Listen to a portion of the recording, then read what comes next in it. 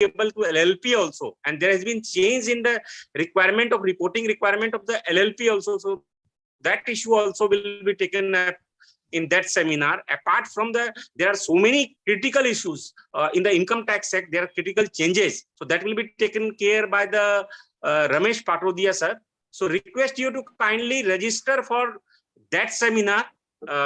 We would send the link in the chat box also, so that you can register. So with this, thank you everyone. Now I request Girdhari ji to please introduce DS Agarwal ji as well as Jatin Harjai ji. Thank you, Saroj ji. I have a proud privilege to introduce CA DS Agarwal. CA DS Agarwal is a practicing chartered accountant having 30 years of experience in the field of audit and taxation. He is the fellow member of Institute of Company Secretaries of India, DISA qualified. He is in the indirect practice since last 10 years. His core competence lies in handling litigating matter in the service tax and GST. He is the faculty in the Institute of Chartered Accountants of India and was specially invited to the GST Indirect Tax Committee of the ICAI for the year 2020 and 2021. Presently, he is the member of the ICAI State GST Task Force formed by GST and Indirect Tax Committee of ICAI. In 2016, he was appointed convener of the West Bengal Study Group on Indirect Tax formed by ICAI. He was invited to faculty member providing GST training to senior officers of the Commercial Tax Department of West Bengal. He is the executive committee member of DTPA Study Circle, and he is also the vice president and advisor to GST and Indirect Tax Committee.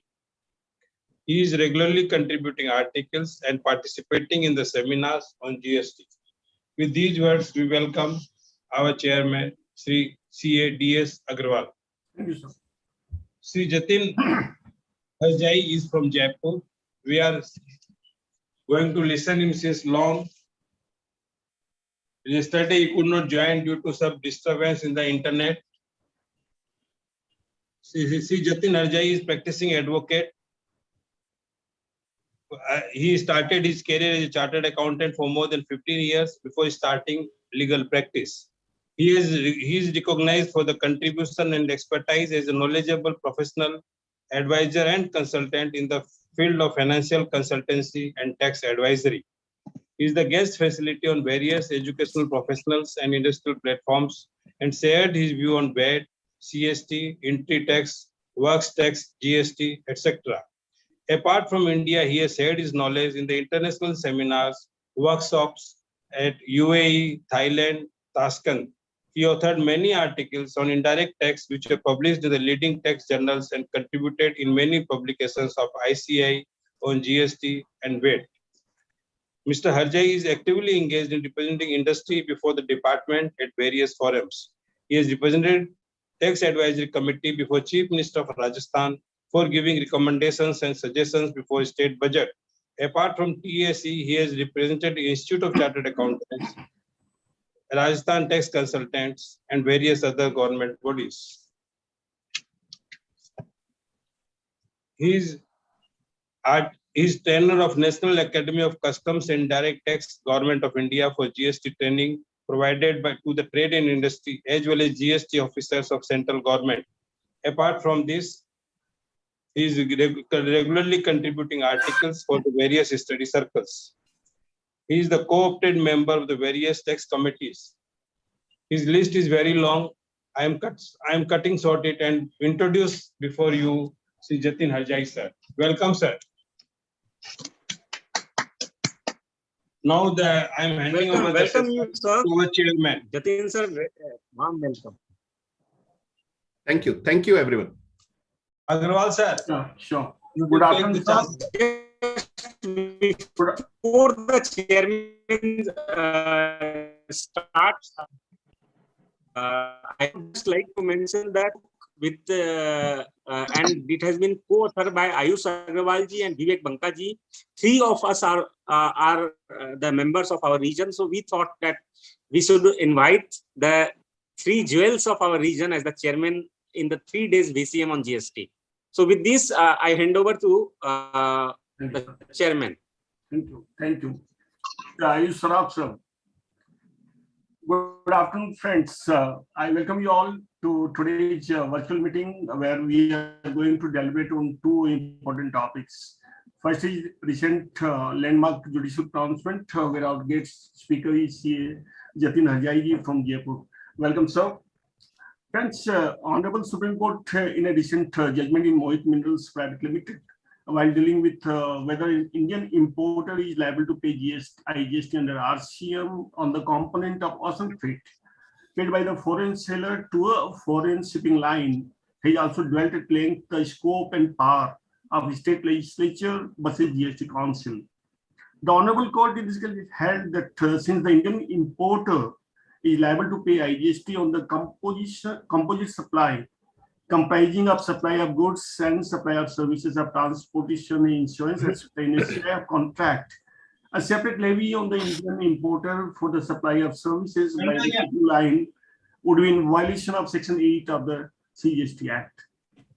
Friends, while discussing scope and power of state legislature versus GST Council, the Honorable Court has held that the recommendation of the GST Council are the product of a collaborative dialogue involving the Union and the states. They only have a persuasive value and are not binding on the Union and the states. This is a very important objection ruling of the Apex Court, because the state may take a different line as far as certainly they may go on imposing cess and all these things, and based on these judgments, if they want. To regard them, Jatinji will discuss at length about this aspect. To regard them as binding edicts, the court said would disturb the fiscal federalism, where both the union and the states are conferred equal power to legislate on GST. Friends, in another judgment in the case of Munjal Manish Bhai Bhatt related to real estate, the issue before Honorable Gujarat High Court was whether the deeming fiction created by notification number 11 by 2017, which provides for 1/3 deduction towards the value of land on undivided share of land in case of construction contracts involving element of land, is ultra as the provisions of GST Act and or violative of Article 14 of the Constitution of India. The Honorable Court held that the deeming fiction can be applied only where actual value is not ascertainable, and held that artificial deeming fiction of 1/3 deduction is ultra as the provisions of the GST Act or the Constitution. Then, friends, there are issues of denial of input tax credit, where registration of suppliers have been cancelled with retrospective effect, and the registered person asked to reverse the input tax credit and pay the penalty and interest. We are facing these cases every now and then.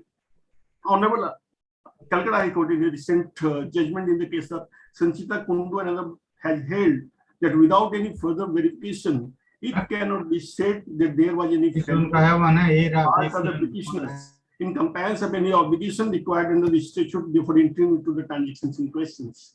The court ordered the department to consider as to whether the payments on purchasing question along with GST were actually paid or not to the suppliers, and also to consider whether the transactions and purchases were made before or after the cancellation of registration of the suppliers, and also to consider as to compliance of statutory obligation by the petitioners in verification of identity of the suppliers. These are very important judgments, and there, in this matter, the petitioner also relied upon the previous judgment of the Calcutta High Court in the matter of LGW industry, large metals and minerals, like that.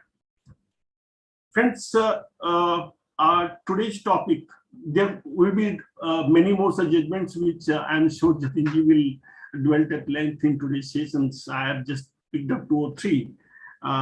In today's session, the second topic is audit, survey, search and seizure, inspection, investigation, which we deliberated upon by Sunil Gabawalaji from Mumbai. He also happens to be the past president of Bombay Chartered Accountants Society. He'll join us a little later, and I welcome him in absence here. Friends, audit by departmental authority is not a new concept. It was already in existence under the existing laws.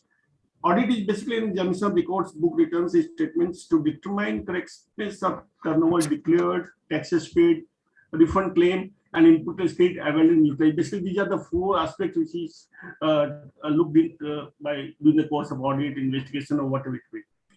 There are three types of audit, as we all know, under GST. First audit to be conducted under Section 35(5) by a chartered accountant or post accountant has now been done away with and replaced with self-certification by the registered person. Second audit is special audit under Section 66, which is conducted by nominated chartered accountant or cost accountant on the direction of Assistant Commissioner in cases where at any stage of scrutiny, inquiry, investigation, or any other proceedings before him, he is of the opinion that value has not been correctly declared or credit available is not within the normal limit. Third audit is audit by the tax authority, we all know under Section 65 of the Act, where the department on the basis of revenue risk and other parameters select registered persons for audit. Friends, these days we witness a general rise in GST audits. Currently, the audits are focused on verification of credit that was transitioned from the previous regimes. However, some audits also picking up interpretational issues such as classification, applicable rate of duty, input tax rate, advisory, and so on. In a recent interview, CIC chairman has said that with GST about to complete 5 years, the effort is to get departmental audit completed for the first 2 years of GST, that is financial year 17-18 and 18-19, as quickly as possible as a compliance management strategy. He further said that GST return filing has improved significantly and that audits are meant to ensure that the quality of the data reported. As far as inspection, search, and seizure under GST is concerned, it can be carried out only after authorization by a proper officer, not below the rank of the Joint Commissioner, and such proper officer must have reasons to believe for the existence of exceptional circumstances to justify invoking provisions of search and seizure. Section 67 to 72 of the CGST Act, deal with rules 139 to 141, deals with powers and procedures of inspection, search, and seizure. Friends, the words where the proper officer has a reason to believe in Section 67 of the Act says that the belief must be that of an honest and reasonable person based upon the relevant materials and circumstances. As far as the provisions with respect to inspection of goods and movement are concerned, they are contained in Section 68 with 200 penalty provisions in case of contravention of the Act, provisions of the Act and rules in Section 129, which is a complete code in itself. Further, there are arrest provisions under Section 69, where if the Commissioner has got the power to order arrest of a person, if he has reason to believe that a person has committed offences, specified offences in Clause A to B of Section 132, which is punishable under Clause 1 or 2 of Subsection 1 or Subsection 2 of that subsection. Friends, list is very long and both the topics are very, very important. And today we have two very learned speakers to speak on these topics. With these opening remarks, I wish you all a very happy learning. Thank you very much. Over to you guys. Thank you.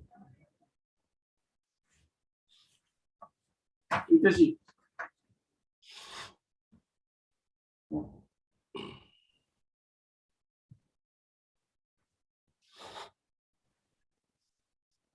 Nitesh. Jatin bhai, you can start your deliberation. Okay, fine. Whether my voice Yes, is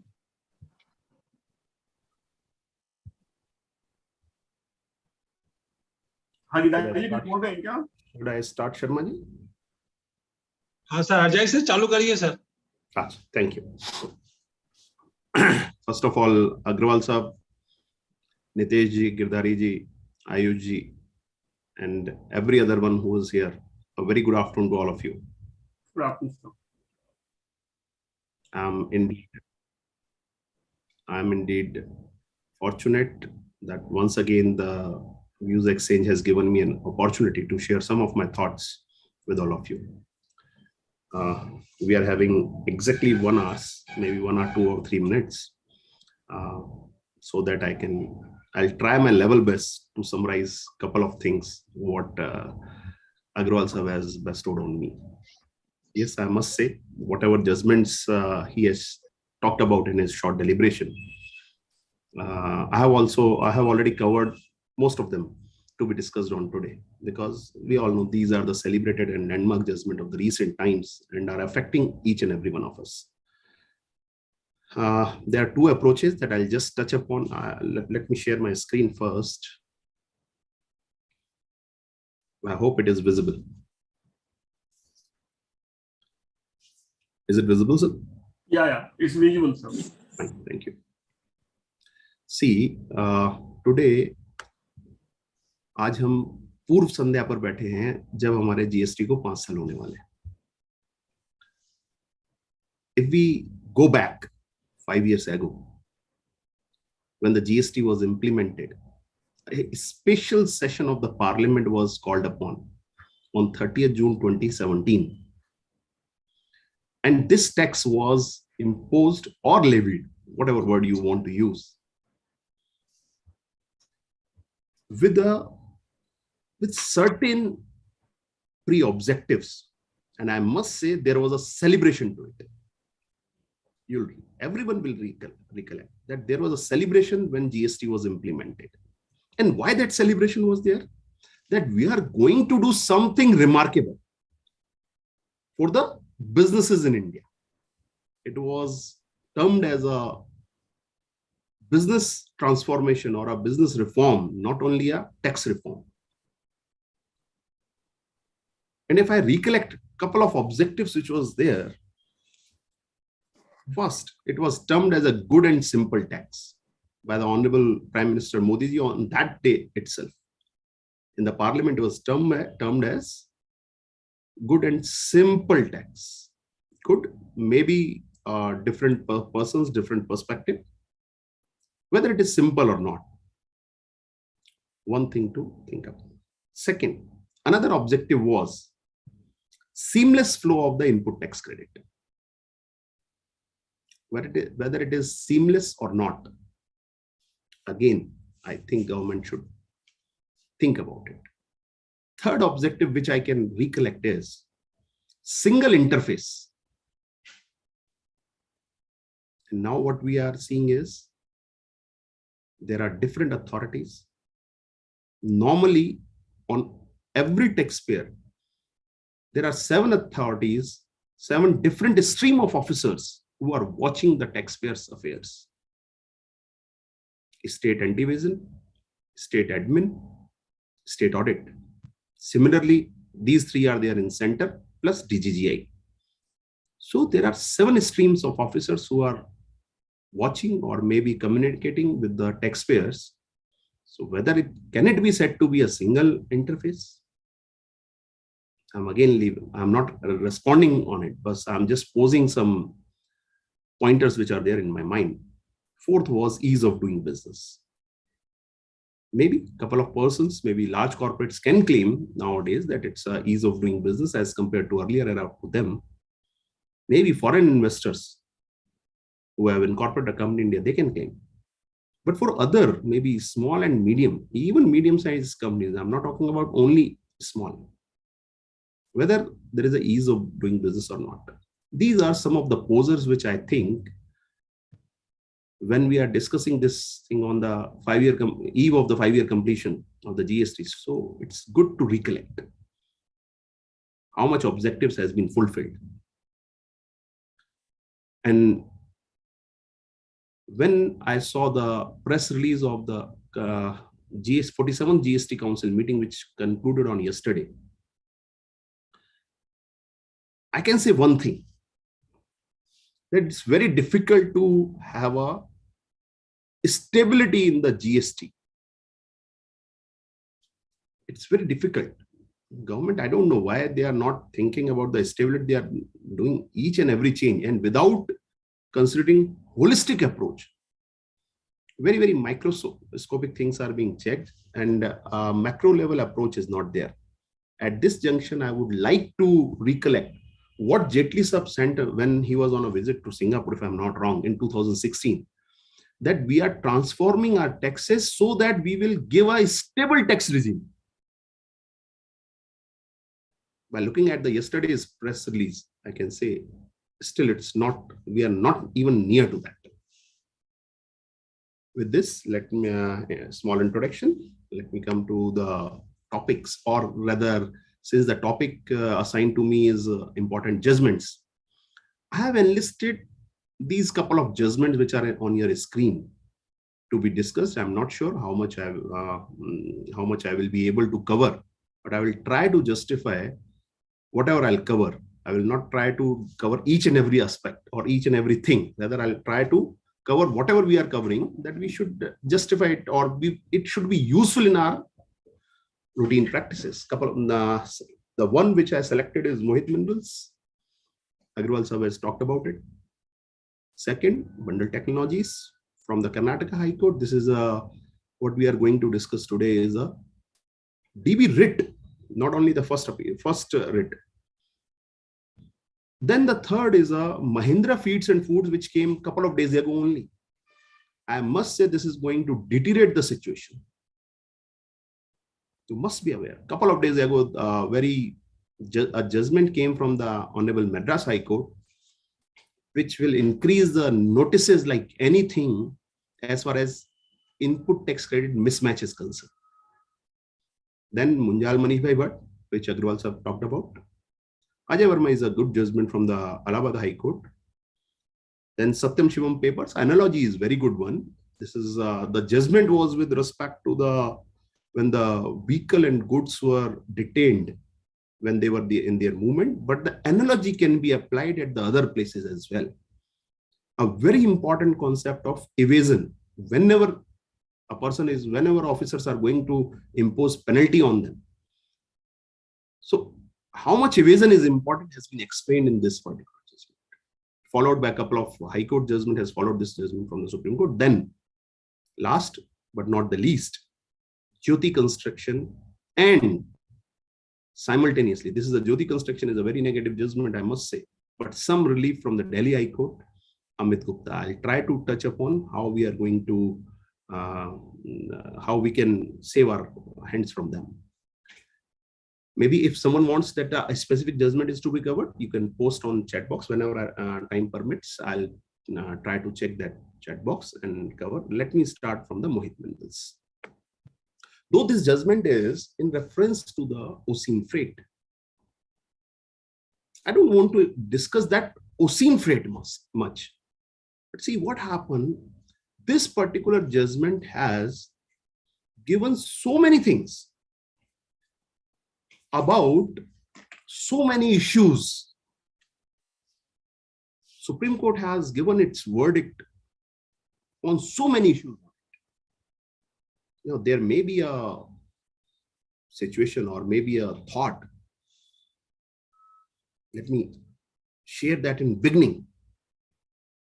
One may argue that some of the issues which we are going to discuss is an arbiter, not a ratio. Whereby the ratio is our only binding. Ratio means the conclusion in the light of the factual situation. Please mind, the Supreme Court has itself clarified many a times that even the arbiter of the Supreme Court is binding. Please mind it. So whatever we are going to discuss is going to give us is going to impact us like anything, each and everything. Very, very brief facts of the case were, there was a CIF purchase by the Indian taxpayer. Supplier was outside India. It was a CIF purchases. So supplier, which was sitting outside India, engaged the shipping company as usual. I means the Indian taxpayer is not privy to the contract of that shipment, transportation of goods by maybe sea. Indian importer was not privy to that contract. He was not aware, or he was least interested in knowing this. And we know that whenever the goods are being cleared, the custom duty, which includes IGST component as well, apart from BCD, was being paid. Now what happened? Quickly, statutory provisions. Statutory provisions says, which is integrated tax notifications under the integrated tax law. Entry number 10 of the RCM notification. Sorry, entry number 1 of the notification number 10, which is a RCM notification, says if there is a any services which is supplied by a person which is sitting in a non-taxable territory to a person which is sitting in a taxable territory. So then RCM will apply. If I am asked myself whether the transaction which we have discussed falls into it, whether these services are being provided to a person sitting in the taxable territory, my answer would be no, because I have never been in touch or be in agreement with the shipping line. The shipping line has provided services to the foreign supplier, not to me. Now what happens? This aspect has been clarified or maybe explained by the rate notification itself. Rate notification says wherever this kind of transaction is there and you cannot identify this freight component, in that case, there is a deeming fiction that it will be deemed to be 10% of the sale. It will be deemed to be 10%. So that's kind of, this is what the statutory framework we all know. And in this background, these cases were filed among different high courts.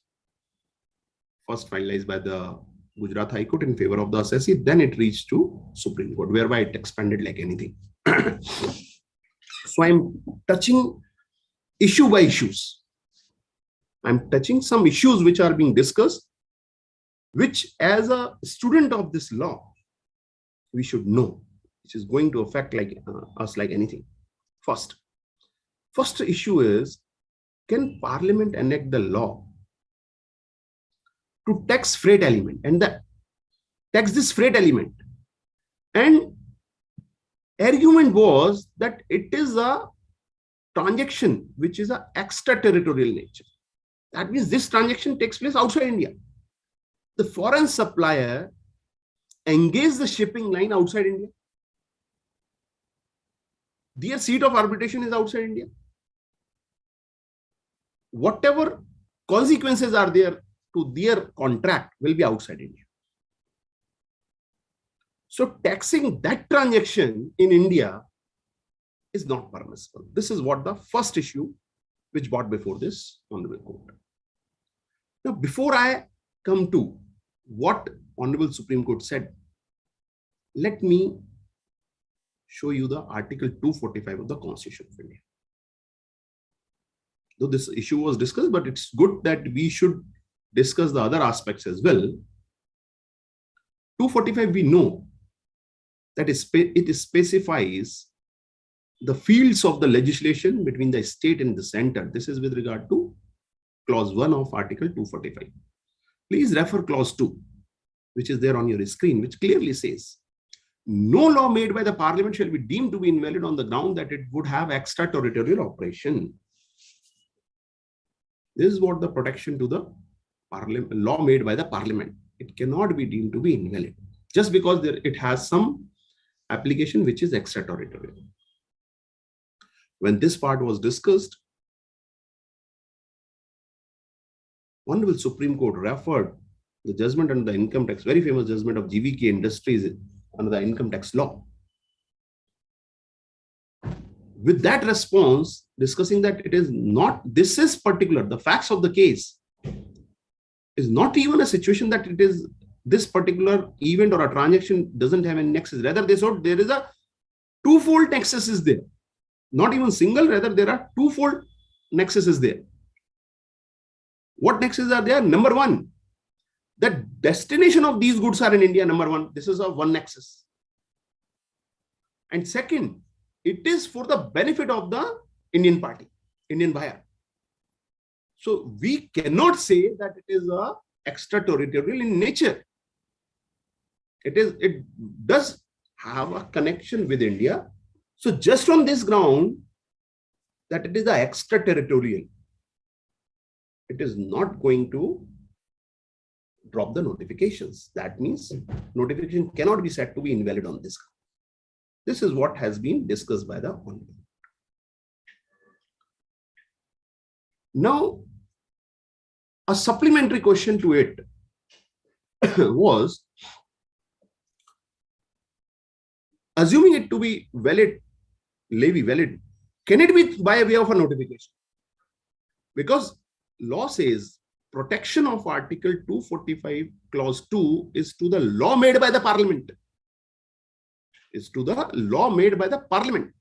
And this notification is issued by the government, not by the Parliament. It is not a statutory provision. It is not a provision under the IGST Act. Rather, it is the provision under the provision. It is by way of a notification, which we are discussing, that 8/2017 rate notification in IGST read with 10/2017 rate. So, can it be said to be a proper law as far as protection from Article 245(2) is concerned? On this also, the Honorable Supreme Court said, see, any law, any statutory provision which is passed by the Parliament provides a framework, basic framework. It's like a dhacha provided by the Parliament.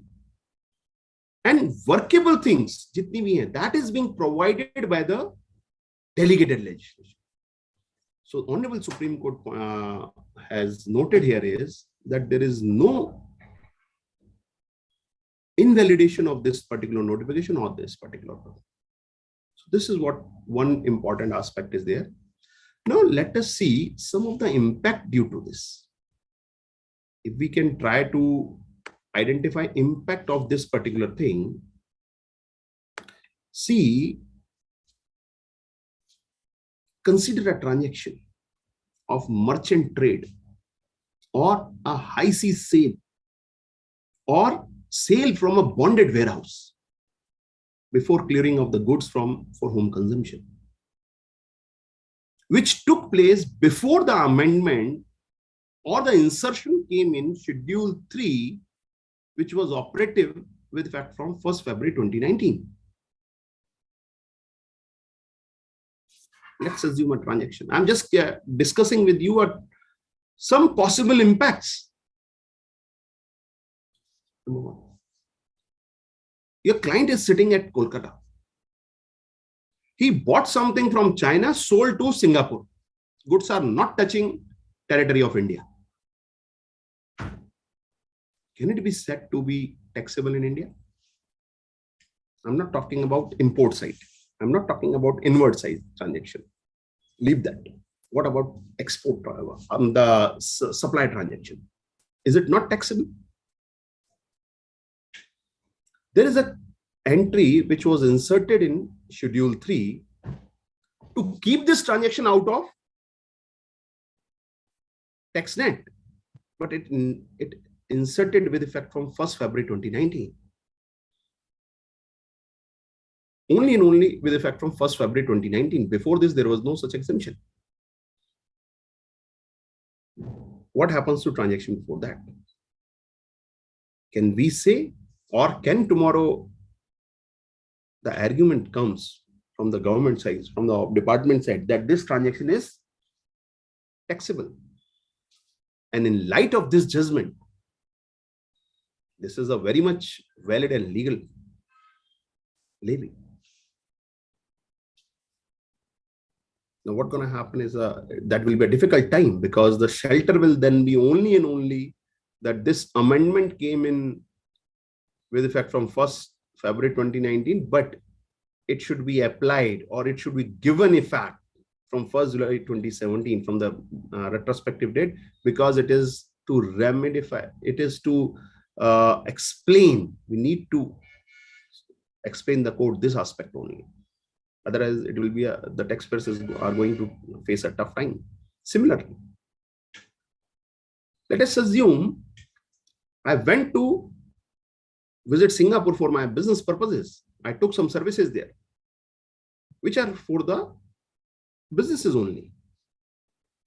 Can we say, or tomorrow, can the authorities argue or come up with the thing that those transactions will be liable to be taxed under GST net? maybe under RCM wherever applicable. So that will be a tough time again. So this judgment is going to give a so much edge to the officers on these particular issues which are going to come on tomorrow. Now let me come to another issue which was discussed in this judgment. Was the next issue was a point was raised before the court that by specifying those freight transaction, that means transportation of goods by sea,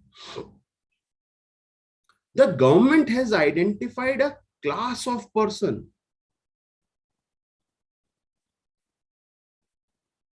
whereas the statutory provision talks about a category of services. It doesn't talk about class of persons.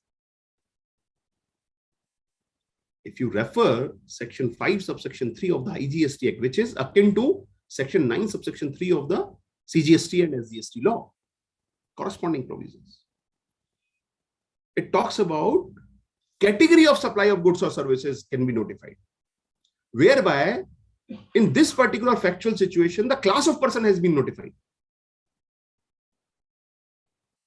Can it be done so? Again, the answer came from the Honorable Supreme Court. They referred section 5 subsection 4, which was amended in line with what amendment was there in section 9(4) of the SGST and CGST law. What they says is that there is a class of person power to issue notification for RCM for a specific class of persons are there in 5(4) as well. Though notification reads, notification number 10/2017 integrated tax rate reads in exercise of the powers conferred by section 5 subsection 3. But the Honorable Supreme Court has observed that hardly matters. These kind of powers are there in 5(4) itself. So notification says in exercise of the power conferred by section 5(3) doesn't make any difference because powers are otherwise there. May not be in 5(3), maybe in 5(4). So that is why it is going to be valid one. Please mind, this is a complete roller coaster ride. Reading this judgment was a complete roller coaster ride. Why so? Because we knew ultimately it is when first time I was reading it, then I knew that ultimately the outcome will be favorable. But till the time we read, maybe 70-80% time of the part of the judgment, it says everything about no, it's going to be, this assessee is going to lose the case. So most of the things has been settled in favor of the government or the department, not in favor of the assessee.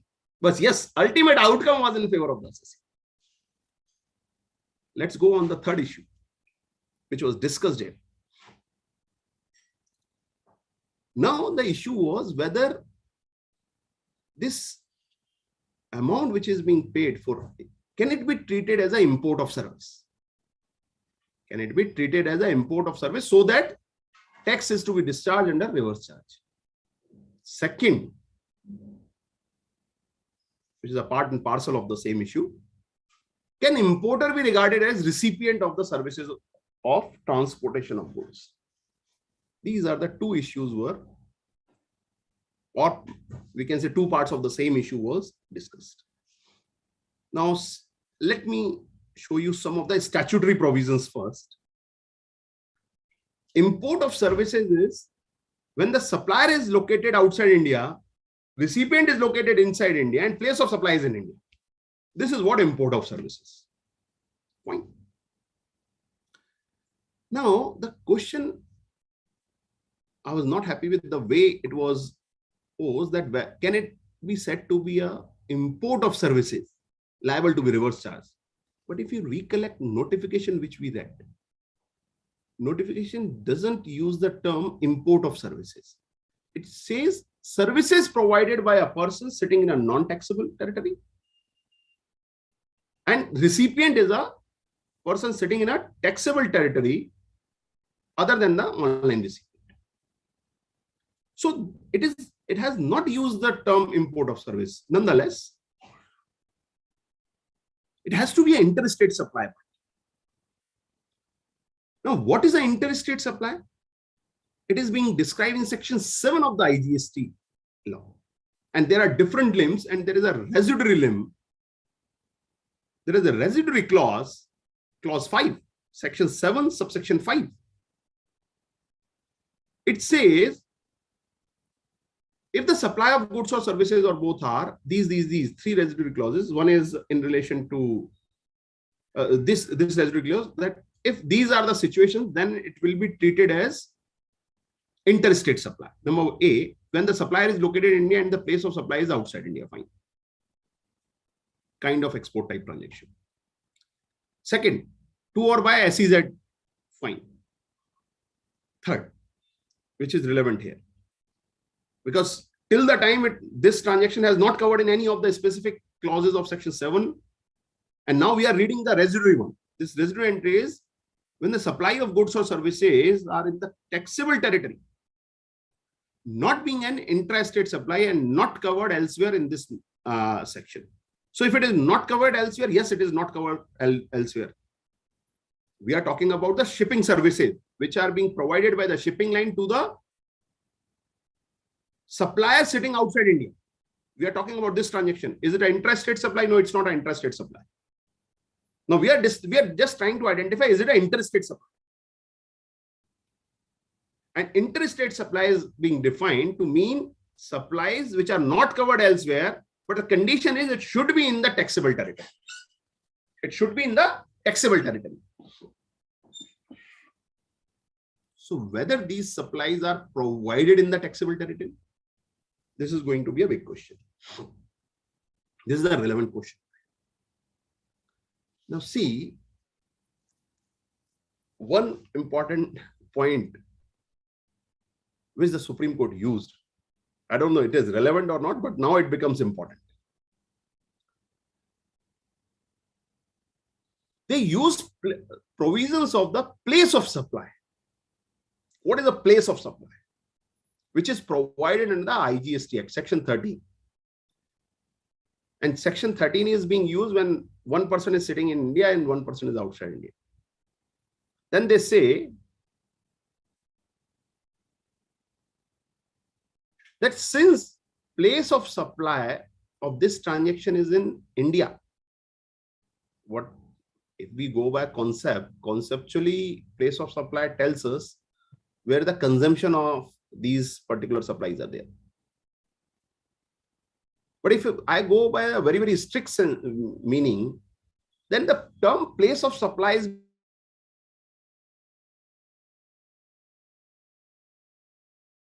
being used in section 7 and section 8.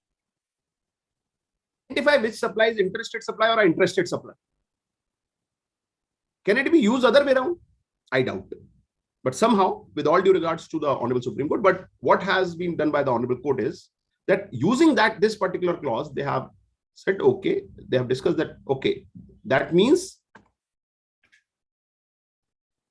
we can say that it has been treated as that, yes, since place of supply is there, it is in the taxable territory.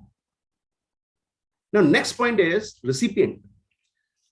Law defines recipient to mean a person who is liable to pay the consideration. In a normal transaction whereby money is involved or consideration is there. In that case, the person who is liable to pay that consideration. Now, if we see this particular contract, who is liable to pay those shipping charges? In my humble opinion, with all due regards, it was not the Indian importer. If we go by the contract, whereby the Honorable Court has hold that this is actually for the benefit of the Indian party. That this transportation is a part and parcel of the overall contract and is for the benefit of the Indian party. And using all those analogies, they have said importer is the recipient of these shipping services. See, I have put up on your screen only and only on the conclusion para of this particular judgment with this regard only.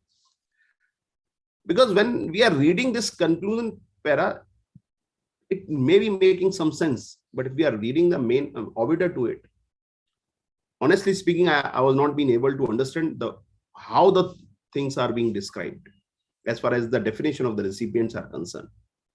But the point is, ultimately, the recipient has been linked with the beneficial recipient as well. So in times to come, the issues which can be there, if someone wants to make some planning, can we use this analogy in our domestic transaction as well?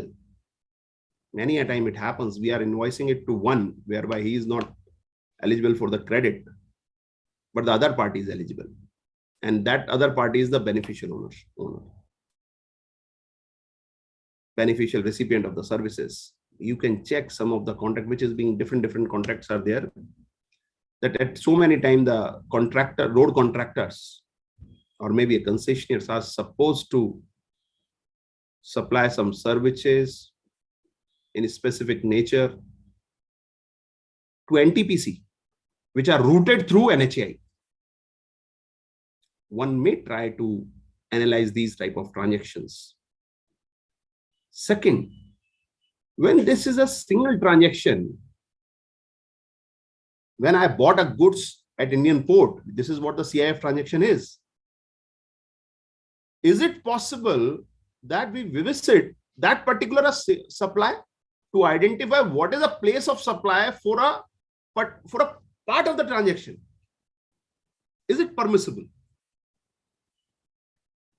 So that's going to create some more issues into it. Now, next point which was discussed by the Honorable Court was, can the value amount which the deeming fiction is there in notification number 8/2017, rate notification integrated tax, can it be provided there? Or can it be there in the rules only? If we go to the statutory provisions, please mind, 15(4) specifically says, if the valuation is not being able to determine under subsection 1, which is the main provision 15 subsection 1, if it is not possible to determine under section 15 subsection 1, the same shall be determined in such manner as may be prescribed. Now, what is prescribed? Prescribed is prescribed by rules. Prescribed by rules made under this act. Whether this notification is a rule, at least my answer is no. Though rules are there, valuation rules are there, starting from rule 27. 27, 28, 29, 30. If you cannot determine by way of 27, 28, then 30 says, in case of services, you have an option to cost plus 10%. That option is also there. So important is, law uses a term prescribed. Can we say this notification, by way of this notification, is right in fixing this particular amount? This was being discussed by the Honorable Court, and they have specifically discussed the rules as well, and went for the Rule 31, which says there is a residuary power that, with the same analogy, using the same analogy of sections 15, principles of the section 15, the valuation can be determined. But whether there is a power for the government, or it was a subject matter of the assessee, number one. Number two, theoretically, let me put it for you. Rule 30 gives a power or an option to the taxpayer that cost plus 10% can be the option. When I can exercise Rule 30, cost plus 10%, can it be said by way of notification something else can be imposed on me or forced on me? Because Rule 31 comes after that, that if it is not determinable as per these rules, I'm not talking about this particular transaction, I'm talking otherwise, because these things are going to affect us like anything in another scenario. So Honorable Supreme Court has said that powers are there, that is fine, and it will be like unduly restrictive interpretation if we read it like rules mean rules only. Again, they said this is a delegated legislation and the government can come up with this. So this is going to disturb some of our understanding, and maybe positions taken by many persons. In fact, if we, I don't know whether we'll get some time or not, but this particular aspect is discussed by the Honorable Gujarat High Court also in Munjal Manish Bhai Bhatt. And they have taken the view, absolutely contrary view on it. They've said prescribed means by rules only. They have discussed the L&T judgment as well of the Honorable Supreme Court in that manner. Okay, leave it right now. Coming back to this particular judgment, now this was the point whereby things turned up. Can the OCEAN freight under a CIF contract be taxed under RCM, whereby this is a single transaction and these services are a part and parcel of a composite supply? What argument has been made? This is a composite supply, whereby the principal supply is of the goods. So you cannot say that it is two different supplies. If we refer to definition of section 230, it says there are two supplies which are naturally bundled. One of them is a principal supply, another is a ancillary to it. Now see what happens. Before I come to some of the issue into it, please go to the illustration which is provided in the Act itself. Illustration says, where the goods are packed and transported with insurance, the supply of goods, packing material, transportation and insurance is a composite supply and supply of goods is a principal supply. Now see this CIF transaction. It is specifically covering in the ambit of illustrations. Law itself is giving an illustration. So I think there is no room to go here and there, because the provision of composite supply has been explained by the illustration which is given within the enactment. Here the goods are being transported from a place outside India to a place in India. And there was a transportation and insurance is being charged. That is why we call it as a CIF supply, CIF contract.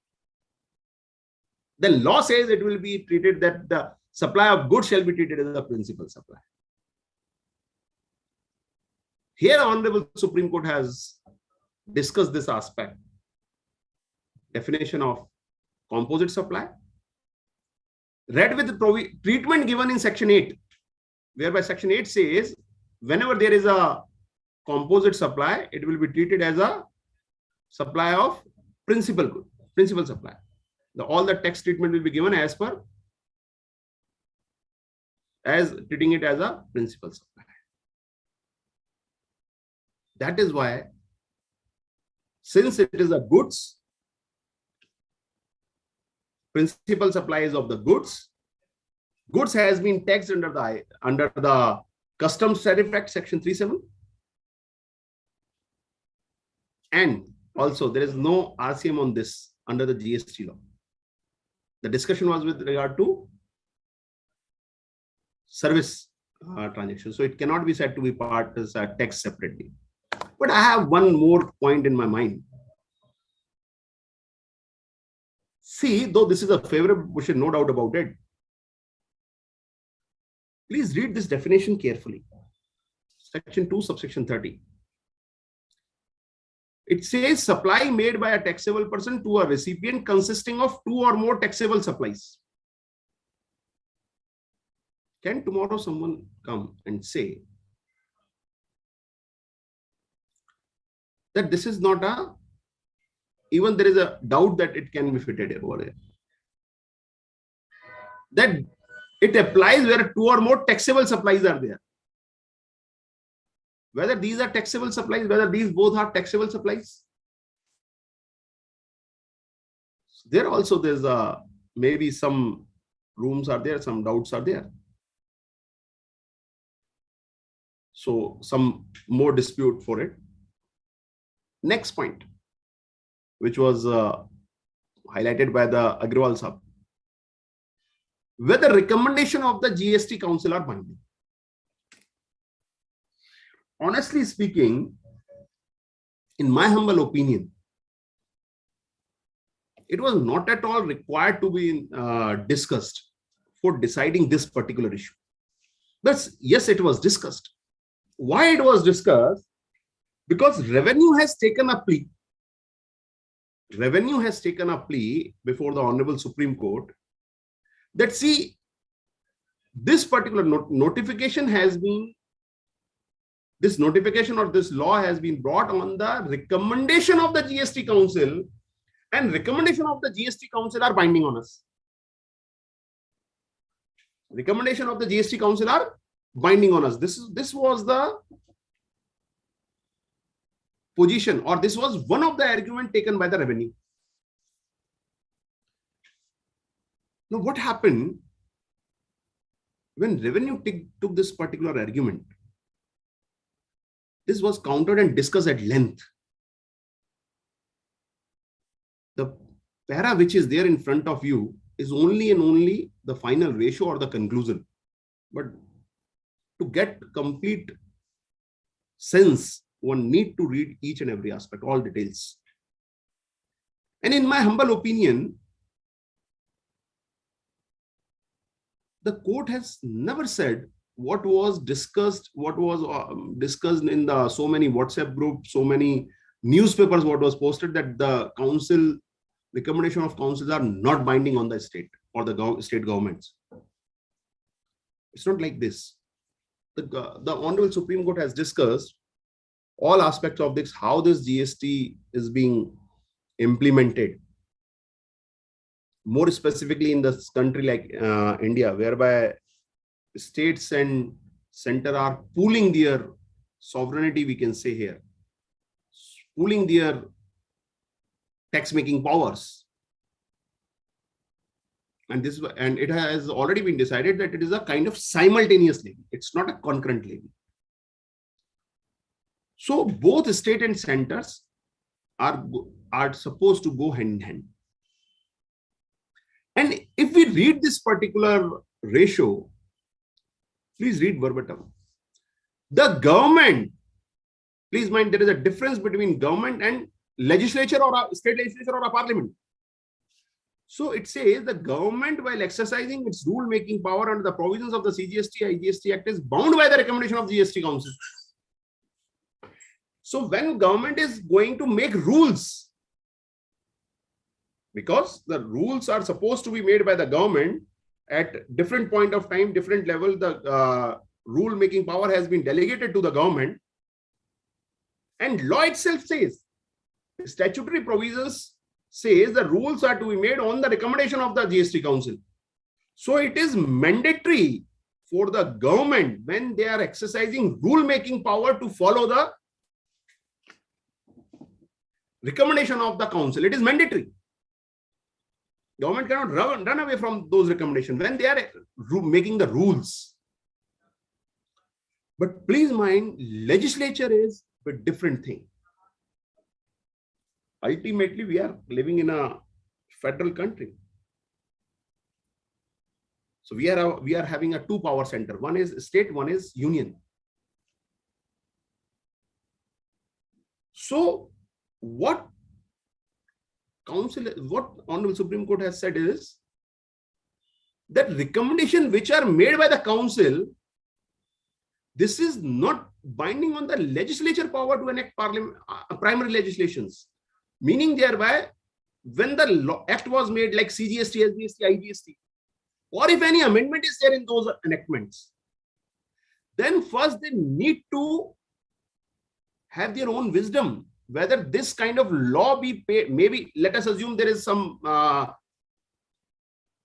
some recommendation is being made by the Parliament or GST Council to the Parliament or to the state for which this law is to be made in the GST amendment is to be done. So this is onus of the Parliament itself to check whether it is well within wisdom of the Parliament to pass or not. So how I understood is that let's say there is a recommendation from the GST Council, then legislature and the Parliament has to have their own filters.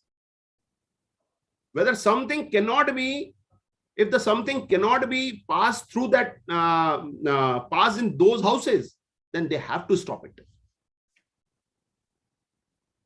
So we need to understand in this manner. And now what happened at multiple points of time?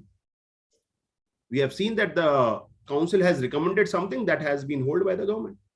For example, some of the amendments you can recollect: amendment in section 50, amendment in composition, amendment in transitional credit provision, whereby the GST Council recommended the date. What date? 31st December. Please recollect and go through the minutes of the GST Council meeting. They have recommended 31st December 2017 to be extended. But what happened? Because statutory provisions were said that maximum extension can be of 3 months. That in 3 months plus 3 months, total 6 months. Total 180 days, not months. That is why the date was extended till 27th of December 2017. So those kind of filters has to be there. So this is what I tried to explain, the different aspect and different issues which was being discussed, which was being covered by the Honorable Court. Coming to maybe the second point. Nowadays, we have seen that forceful recoveries are there. See, what happens in tax laws, we are having a 3-tier process. First, there is a inquiry, then there is an adjudication, then there is a recovery provision. This is what the process, how process should flow. Adjudication starts when inquiry completes. And recovery can start only and only after adjudication gets complete. And now what happened, we can, I'm sure that each and every person sitting here will be agree with me that whether there is a scrutiny notice, whether there is a department is coming for the audit under section 65, or there is an inspection, there is a search, whatever process is there of the inquiry, the department comes and forces for the recovery. In the scrutiny, they have a target. Okay, you have violated this one, deposit the amount. When audit team is coming, they are okay, these are the para, you deposit the amount. Arey Baba, you complete your process. You're not supposed to force the recovery. You are not supposed to force the taxpayer to pay the amount at this stage. This is the inquiry stage, maybe called as fact gathering or information gathering stage. Once you have identified something, I have every right to respond to it. Once inquiry is completed, adjudication process will start, whereby a show cause is supposed to be given. I'll put all the responses there. I will just show you a couple of provisions. I am not going to touch 67 aspect because that is to be taken by Sunil Bhai, maybe after 15-20 minutes time. But the statutory provisions with regard to recovery, section 79 talks about that. Okay, these are the modes of the recovery, maybe bank attachment, maybe by debtors, etc., etc. Otherwise, but the only term is to be, which one needs to be well aware, is amount payable. It can be recovered once the amount is payable, and when the amount is becomes payable, when adjudication order is passed. Section 73 subsection 9 and section 74 subsection 9 are there. Once the order is being passed, then only amount gets due to be paid. And please refer section 78, which specifically says the recovery proceeding will start if the amount which is due is not paid within 3 months. That means even the order is being passed, you have a 3 months time. If you have not paid, then only recovery proceedings can start. You can recollect or correlate here appellate provision section 107, which talks about if you have filed the appeal and deposited the whole of the if whole of the amount is disputed one, then 10% of the tax amount, then rest of the amount will get stayed. So you have a time. Once inquiry is there, there is adjudication. After that, there is a recovery mechanism. But even if you have filed the appeal, then also recovery cannot be there. So we need to be correlate all these aspects. So I'm leaving this judgment. There is a instruction also which will be covered otherwise. This bundle technology was a judgment. I'm just touching upon it. This was being came from the single bench of the Honorable Karnataka High Court, if I'm not wrong, August or September 2021. Then government went into appeal before the Honorable Karnataka High Court. And then this on 3rd March, this judgment came. Precisely what has been discussed is, see, Article 265 provides that no tax shall be levied or collected otherwise than by way of authority of law. Here, the levy and collection, both the words are there. It is not only about levy, it is about collection as well. So, no collection of tax can be there otherwise than by way of authority of law. And what law says is, first you complete your inquiry, then adjudication, then only recovery proceedings. And what we are seeing is, at the time of inquiry itself, recovery is being forced. This is what has happened in this particular case, Swiggy case. I'm not entering into facts, but precisely what has been done is, the Honorable Court has said, if during inquiry you are recovering this amount, then this is violation of Article 300A, which is a right to property. Cash was your right. Basically, that cash has been gone from your possession. That is why they said it is not permissible. So many judgments are there, but I took this judgment because this was the recent one. Otherwise, on this particular issue, Bhumi Associate, which was there in my presentation, maybe Nandi Dal is another one. Deemed distributor was another landmark judgment from the Telangana High Court. So all these can be referred, but since paucity of time is there, I am moving further. This one is important to know at least. Judgment came a couple of days ago. Mismatch of input tax credit. See, very, very brief facts of the case was that show cause notice was issued to the party, and first time in the show cause notice itself, the information in relation to mismatch was given. In the show cause notice, it was explained that there is so much mismatch is there of the amount, which amount of the credit which you have claimed in 3B versus what is being reflected in GSTR 2A. And on the very same basis, the order was passed. The Honorable Court has, in very summary, with all due regard to Honorable Madras High Court, has concluded this case only by referring to one aspect. They said, okay, there was an argument from the petitioner side that section 42 says that you are supposed to give the mismatch reasons or finding of mismatch to both the parties. So the petitioner's point was that on the very first time in show cause, you cannot tell me the mismatch thing. You are supposed to give me it in advance, then come to this aspect. Then show cause, then if I am not going to explain it, then only you should issue the show cause notice. So this argument was rejected. This argument was rejected. And I must say, with all due regards to Honorable Court, that whole of the scheme of the law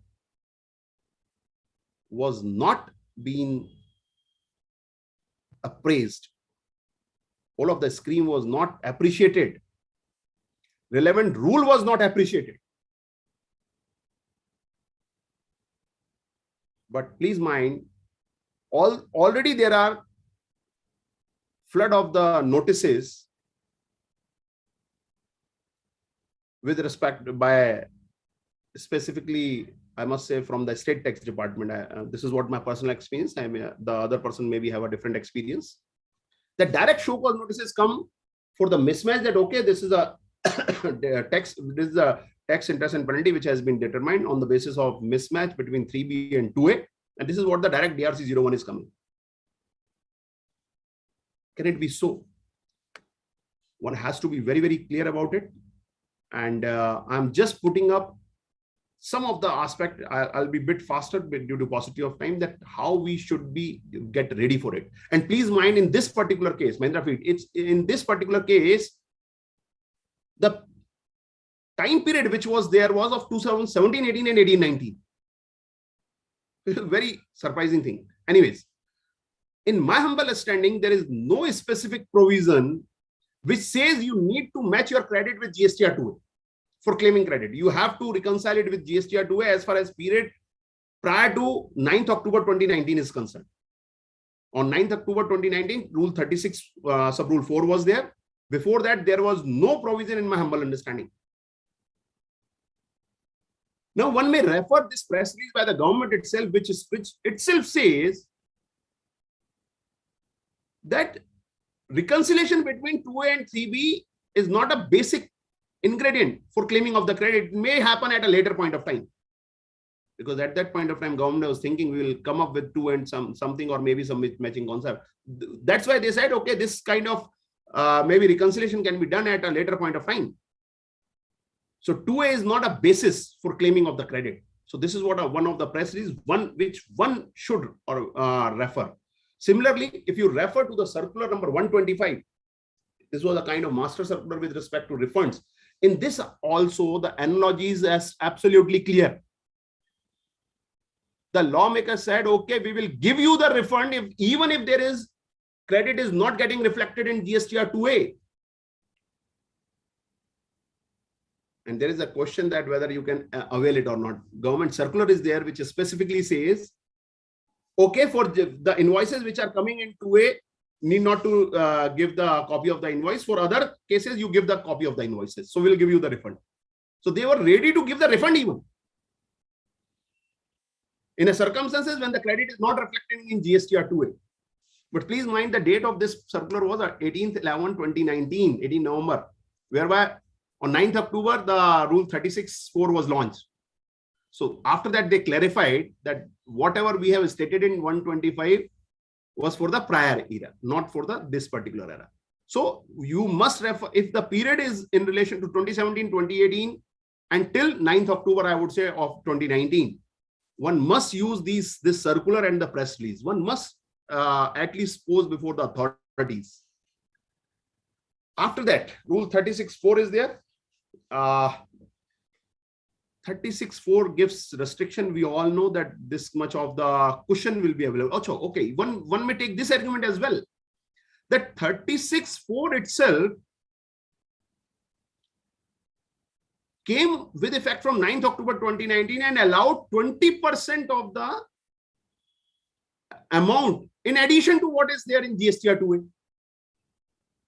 So when even this particular amount is allowed, 20% in addition to this is allowed by the 36(4), how come one can say there is any restriction before that? So restriction came only and only with effect from 9th October 2019. Whether this restriction is constitutionally valid or not, this is altogether different thing. I'm leaving that particular aspect and not discussing on that constitutional aspect of Rule 36(4) as of now. See, this is a manner in which originally anticipated processes to be done. And this is even relevant on today for all our cases in relation to 17, 18, 18, 19, 19, 20. Please mind it. We know that GSTR 1 we are supposed to file by 10th as per statutory provision. Then 2A is going to be generated. Now the process stops here in practical life. But on the statutory provisions till 2021, the process was written like this only, that after 2A is going to be there, then you, by using 2A, you will file a GSTR 2. And while GSTR 2 is going to be filed, whatever missed credits are there, you are going to put it up there. So precisely if we talk about utility of GSTR 2A was only and only to fill the GSTR 2. That's it, not more than this. If you refer this particular provision, in this particular judgment which we are discussing is recent one, only and only 42(3) is discussed. I must say that whole of the analogy should have been discussed, how the credit flow, how the allowance of the credit depends on section 16(2), read with provisional credit, read with matching mismatching concept. Then only one can get the holistic picture. 38(1), which is the inward supply return, which is ultimately notified as GSTR2 by virtue of Rule 60. It is specific section itself says that when this statement, when these inward supplies are being intimated, then the recipient has the option, then recipient may include those details which are missed to be reported. And then one should read 42(3). That even if it is not matched after that, then a report is to be given. And at this junction, it is important, please refer Rule 71. Very, very important. Rule 71 specifically says a mismatch report is supposed to be given to the recipient and supplier both in the form MIS01 to recipient, MIS0 to the supplier. Disallowances can be done after that only. And it is a settled preposition of law that if a manner is prescribed in the statutory provisions, then that manner has to be followed. There is no option. Then even the options are not available with the court to deviate from that particular procedure. There are ample Supreme Court judgments on it. I'm not referring to this because of the paucity of time. One thing which I always make clear, please read this, please make a handy reference to these notifications. We were discussing these cases in relation to 2017 and 1718 and 1819. Please read the first limb of this notification itself. It says the time limit for furnishing of the details or return as the case may be under subsection 2 of section 38 and 39(1) of the said act for the months of July 2017 to June 2019 shall be subsequently notified in the official gazette. And till date it has not been notified. So precisely statutory provision is you were supposed to file GSTR2. We will tell you the date, and the government has not told the date till now. And GSTR2A was supposed to be used for filling GSTR2. That's it. So in that light, I must say, whenever you are going to receive this notice, you have to utilize all this analogy. Different judgments are there, which I am not discussing due to paucity of time. Sun Dicam is there, arising there is the old one. DY Bethel is the recent judgment. I'm leaving all these. And then LGW is also there from the Kolkata High Court itself, which specifically says even if the supplier's registration is cancelled, but it was there when it was, you took the procurement from him. That means the transaction is genuine one. In those cases, the credit cannot be disallowed. This is what the observation of the Honorable Court. It's already 5:30. Niteshji, whether Sunil Bhai has joined?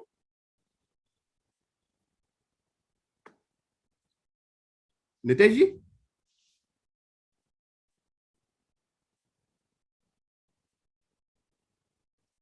Niteshji, whether Sunil Bhai has joined? I think he has not joined, sir. He hasn't joined. Okay, fine. So by that time, I'll continue. Maybe for another 5 to 10 minutes by the time he joined. So last point, I'll just touch upon one another judgment. These judgments are in relation to pre-deposit. See what happened. Statutory provisions, we know that 10% of the amount is supposed to be deposited before the first appellate, if we are going to file an appeal before first appellate authority. Similarly, if we are going before the appellate tribunal, then additional 20%. This is what the statutory provisions. The point is how this amount is to be deposited. Before I enter into the judgment, let us refer to some of the statutory provisions. It says 49 subsection 4 talks about how any payment of taxes are to be made. 49 subsection 3 talks about cash ledger. 49(4) talks about credit ledger. And it says the payment towards the output tax under this act can be made by using electronic credit ledger. This is what output tax. And how output tax is being defined is, it says tax chargeable on the taxable supply made by made by that taxable person.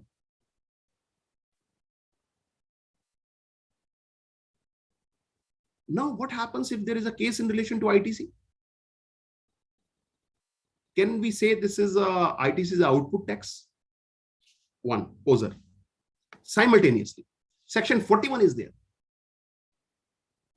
which talks about, please refer section 41 subsection 2, which says the credit referred in subsection 1, that is the provisional credit which we have availed, shall be utilized only for payment of self-assessed output tax. Now, what is self-assessed? Self-assessed is the amount which we have assessed in our return.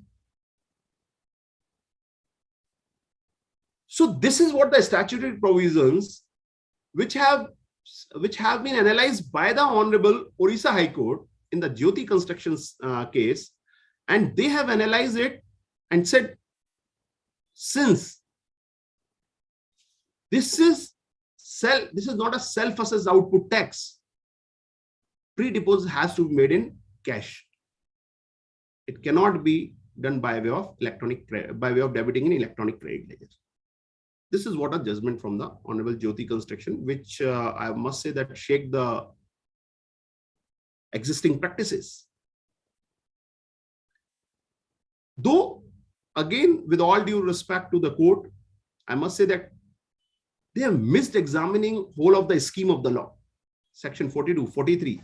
This 41, 42 to 43, read with section 16 2C. These should be read in with together only. These cannot be read in isolation. But nonetheless, one more information is there, or we can say amendment. See, section 41 is there as of now, which is on your screen. But in the newest regime, after this Finance Act 2022, the new 41 is there. And one of the founding pillar of the judgment of the Jyoti Construction has gone.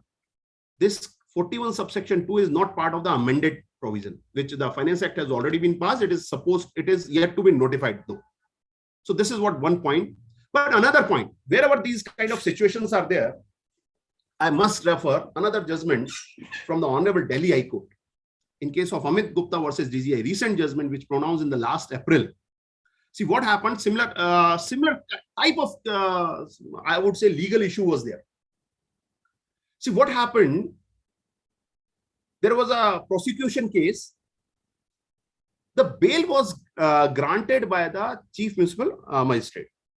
And the condition was there in the bail that you will deposit 2.70 crore. That's it. You will deposit 2.70 crore. How you will deposit was not there in the order of the Honorable Court. What the assessee did is, they deposited 1.60 crore through credit ledger and 1.10 crore through the cash ledger. Department filed a petition for cancellation of the bail, and the CMM cancelled the bail on the ground that you were supposed to deposit 2.70 crore, but you have deposited 1.10 crore only. The matter went before the Honorable High Court, Delhi High Court, and Delhi High Court has examined section 49, and they have examined also that whatever ITC is there in the books of account, it was more than 200 crore, and your allegations with regard to fraud ITC is less than that. Then how come, why not this amount be utilized for payment of this? So I must say that not exactly they have analyzed this Delhi High Court and not exactly analyzed all these aspects with relation to even 41 or maybe 42, 43 or all those aspects, but they have given some life, some breather to it. Whenever you have these kind of cases, one may refer to it. I hope Sunil Bhai is there or not, sir? Nidesh ji still? Sunil ji is there, sir. Is there? Okay. Yes. So I think then I should conclude then. With the permission of Sunil Bhai itself, I just want to have some concluding remarks. Sunil Bhai, I hope that's okay. Just 3 Yes, minutes. Bhai, please carry on. See, we have discussed some of judgments. In fact, some of the judgments are High Court judgments. Now, whether High Court judgment given in Bombay or a Rajasthan have a binding effect in Kolkata or not, that's again a disputable issue. Prima facie understanding is like it is having a persuasive value only. I will suggest you may refer one of the judgments of the Honorable Supreme Court in Kusumingat's case. 168 ELT, if I'm not wrong. Though the facts and what the point was deciding at that point of time by the Honorable Court was a bit different. It was a jurisdiction under Article 226 when they were discussing. But ultimately, in para 21, they have said so, clearly said so, that when there is no contrary judgment and the particular issue is being decided, constitutional issue, the issue passed in a parliamentary legislation has been decided by a constitutional court, that means High Court. It is having a binding force at all other places. When the department is taking notation from the advance ruling, so I must say that the House, these High Court judgments are having a good binding value before the these courts. Another aspect with regard to circulars, so many times we are guided by the circulars. Some quick pointers: that circular is never the law. It's not at all the law. It is only and only an instruction which is being given by a, I can say, boss to a junior. It is given by the CBIC, the board, to their officers. That's it. One may, for this particular aspect, one may directly refer a beautiful judgment from the Honorable Supreme Court, Bengal Iron, 1994 judgment, whereby verbatim the Honorable Supreme Court in para 18 said that circular issued by the state and central government, please mind the word used was state and central government, not even the board. Circulars issued by the state or the central government are merely their understanding of the statute provisions. They are not binding on the courts.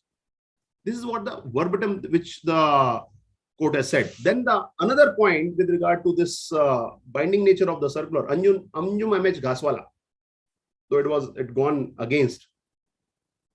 A press release was used by the assessee. The court said no, it is not even the circular. Only the circular are binding on the circular issued under section 119 of the Income Tax Act are binding on the authorities. And on courts, nothing is binding. All these are not binding. And last but not the least, so because what happens so many times when the circulars are being issued, it has happened in recent past. The circular changes the situation. Circular changes the way the positions were taken by the maybe taxpayers. So one may refer Suchitra components here. Suchitra components from the Honorable Supreme Court, very short judgment, 2-page judgment, whereby the Honorable Supreme Court has specifically said, if there is a circular which changes the legal situation or the position, in that case, assessee has every right to get enforcement of the same from prospective effect. Whereby what happened at each and every time, whenever there is a circular, department is going to apply it. Okay, no, this is what a clarification and has to be applied from the day one.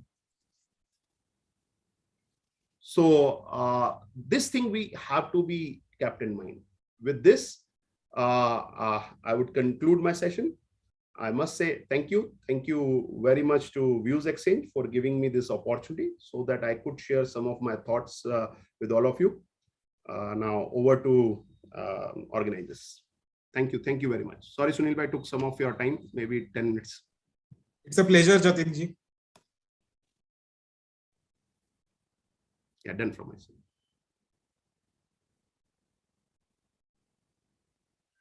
How to stop it? Yes. Anshulji, you may kindly introduce our next guest. Okay, Dahilalji, yes, you are there, sir. You are mute, sir, you are mute.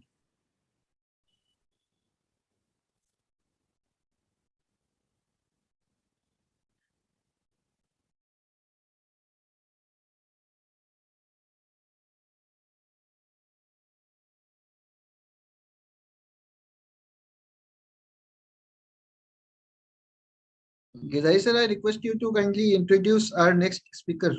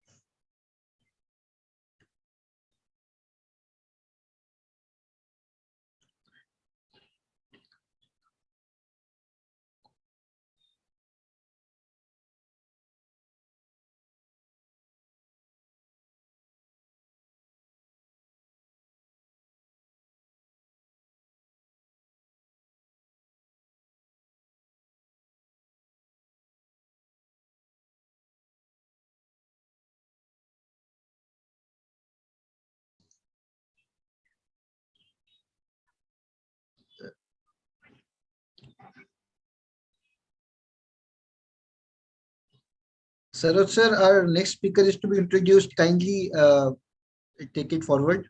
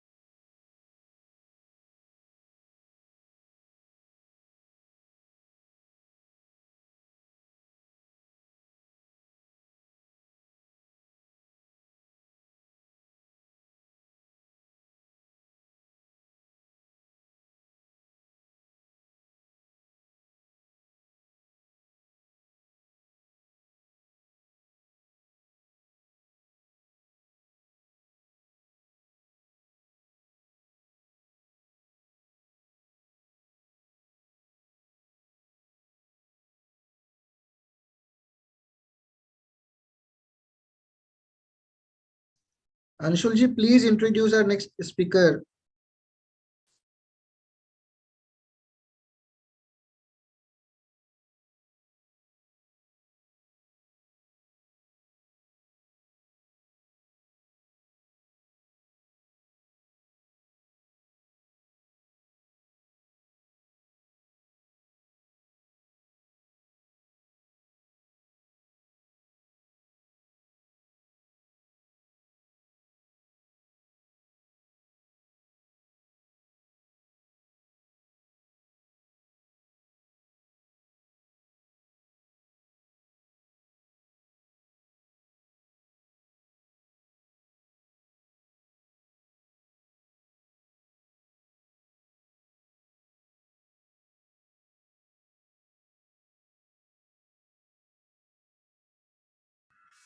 Hello. Yeah, Gitariji, you can unmute on your own. We are waiting for you.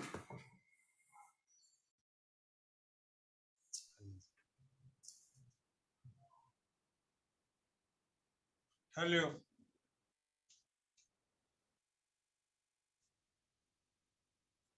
Hello.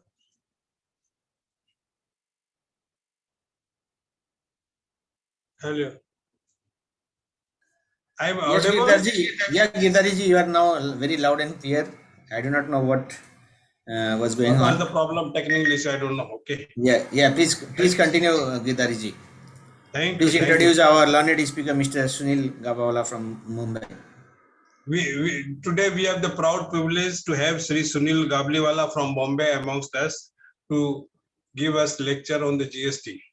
Sunil Gavaskar is a chartered accountant in practice with holding third rank at the All India level. He throughout the career he is always getting ranks. He is also a cost accountant. He started his indirect tax practice and he is regularly publishing the books on GST as service tax. Sunil has been actively involved in policy formulation process of GST and keenly follows the development in regard to the emerging law. His Bharatla House has continuously published 23rd edition of his service tax book on the treatise on service tax. He is regularly uploading videos in YouTube channel, having 6,000 views in the YouTube channel. He mentions a pan-India community of indirect tax professionals on the GST implementation. Throughout his profession of more than 2 years, two decades, Sunil has led the firm to provide quality service, offering core principles of knowledge, integrity, and speed, leaving behind an incredible mark on each client. Sunil has delivered lecture on topics of professional interest at various industries forums. Sunil was the president of the Bombay Chartered Accountants Society for the year 2018-19 and is currently the chairman of the Indirect Tax Committee of the said society. With these words, we welcome Sri Sunil Gabliwala, sir. Sir, you can now start your presentation, sir. Very good Sunil evening. Sabliwala, sir. Yes, sir. A very good evening to all of you. Am I audible? And is my screen visible? Yes, sir. It's Yes, indeed my sir. pleasure to be amongst the Calcutta participants to talk on a topic which is to some extent procedural, but is to a large extent it is relevant from today's perspective. And as we complete 5 years of GST, we are seeing that at the procedural level, the honeymoon period is already over, and we are having lots and lots of challenges from the department perspective in terms of hyperactivism, both from the center and the state authorities in various different formats, maybe IT enabled, maybe even non-IT enabled. And in that sense, I think the topic which I have been allotted is very relevant and would be helpful in various participants taking a position on certain areas as far as their clients' activities are concerned. The initial hiccup, I think, is very characteristic of any department proceeding. And whenever we look at a department proceeding, there's always a situation where the SSE wants to say something, but is unable to say because he's muted due to various reasons. And I think this is where the principles of natural justice, the knocking of the court and all of those things will become very, very relevant. As we all know, whenever there is a tax, most of those taxes work on a concept of self-assessment. You typically collect a tax, you at the end of the month, you end up paying the tax. And that is the first step in any compliance flowchart. Every SSE is expected to know the law. Ignorance of law is no longer any excuse. You are expected to know the law. You are expected to comply with the law, collect and pay the taxes. And as we all know, this payment of taxes is in a monthly cycle, except for a few people who are eligible for a quarterly cycle. And you pay it through your returns, which you file the 2 returns every month, the GSTR1 and the 3B. That, friends, is the process of self-assessment. And as we all know, when we look at the revenue collections, a fairly high proportion of the revenue comes from this process of self-assessment. To the extent that many a times people are tempted to say that do we really need the next steps? And the answer to that is very simple. You need the next steps because in the absence of those next steps, the first step and the compliance, extent of compliance in the first step itself will be very low. And we are all aware of that famous story which we heard in the childhood to say that there is a pot wherein everyone is expected to contribute a glass of milk. And because nobody is watching what is being put in the pot, at the end of the day, when the pot is opened up, we see there's only water and no milk in that entire pot. And therefore, whenever we look at self-compliance, while it is a very noble objective to say that everyone will be ethical and will be complying with the laws and pay the appropriate taxes voluntarily, the fact which is remaining is the fact that most of the times the voluntary compliance is also because of a fear of some department action at a future point of time. And therefore, most of the tax laws would have departmental procedures to assess whether the self-assessed tax paid by the taxpayer is correct or not. And to ascertain that process, unlike income tax, in an indirect tax, we have 2 distinct steps. The first step is the inquiry stage, wherein the department officers and representatives would try to find out whether there is something which has been escaped assessment by the taxpayer. There are various ways of doing it, and we'll go into all of them. And therefore, in this departmental procedure, the officer is expected to make a prima facie case to say that, look, you have claimed excess input tax credit or you have underpaid certain taxes. Once that aspect of prima facie case is built up, he is expected to issue what is known as show cause notice. And once a show cause notice is issued, thereafter they will go to the next step. And this distinction of these steps becomes very important, that in indirect taxes, we have 2 steps. One is the inquiry stage, wherein the person is not expected to sit into adjudication. He is expected to only build up a possible case. And thereafter, a show cause notice is issued. And then through a legal process, there's an adjudication and an appellate remedy. At the point of time when all the appellate remedies are exhausted, or the taxpayer chooses not to litigate further, the amounts become recoverable, being pending arrears, and then the recovery proceedings can be initiated if the taxpayer does not voluntarily pay. And all of us are aware of these steps, but and logically all these steps should go in sequence. Typically, there should be a self-assessment followed by a pre-adjudication process, followed by an adjudication resulting in a confirmed demand, and thereafter there should be a recovery procedure. But when we look at certain situations at the ground level, especially of late, we are finding situations that these steps get intermingled. And we also see scenarios where, without following the due process, there are recovery proceedings which have been initiated or provisional attachments being undertaken and all those things. And this is where certain scenarios where SSCs are forced to go to the courts and knock the doors of the courts to make sure that the correct position is taken care of in the correct sequence. And this is the blurring of the lines which becomes very, very important. Essentially, when we look at, while this looks like an abstract conceptual chart, when we look at the GST Act itself, you will find that the GST Act itself is sequenced in this type of a fashion. And as we know, in the GST Act, there are chapters. And if you look at the relevant chapters, you will find that there are chapters, chapter 12 relating to assessments, chapter 13 relating to audit, chapter 14 relating to inspection, search and seizure and arrest.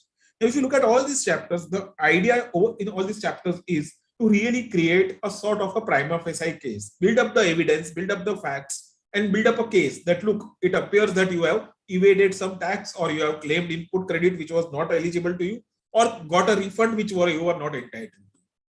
Having done all of that, all of these roads should ultimately result into a show cause notice. As we are all aware of show cause notices, there are two sections dealing with show causes, section 73 and 74. 73 deals with show cause in normal cases, 74 deals with show cause in case of fraud, suppression, or willful misstatement.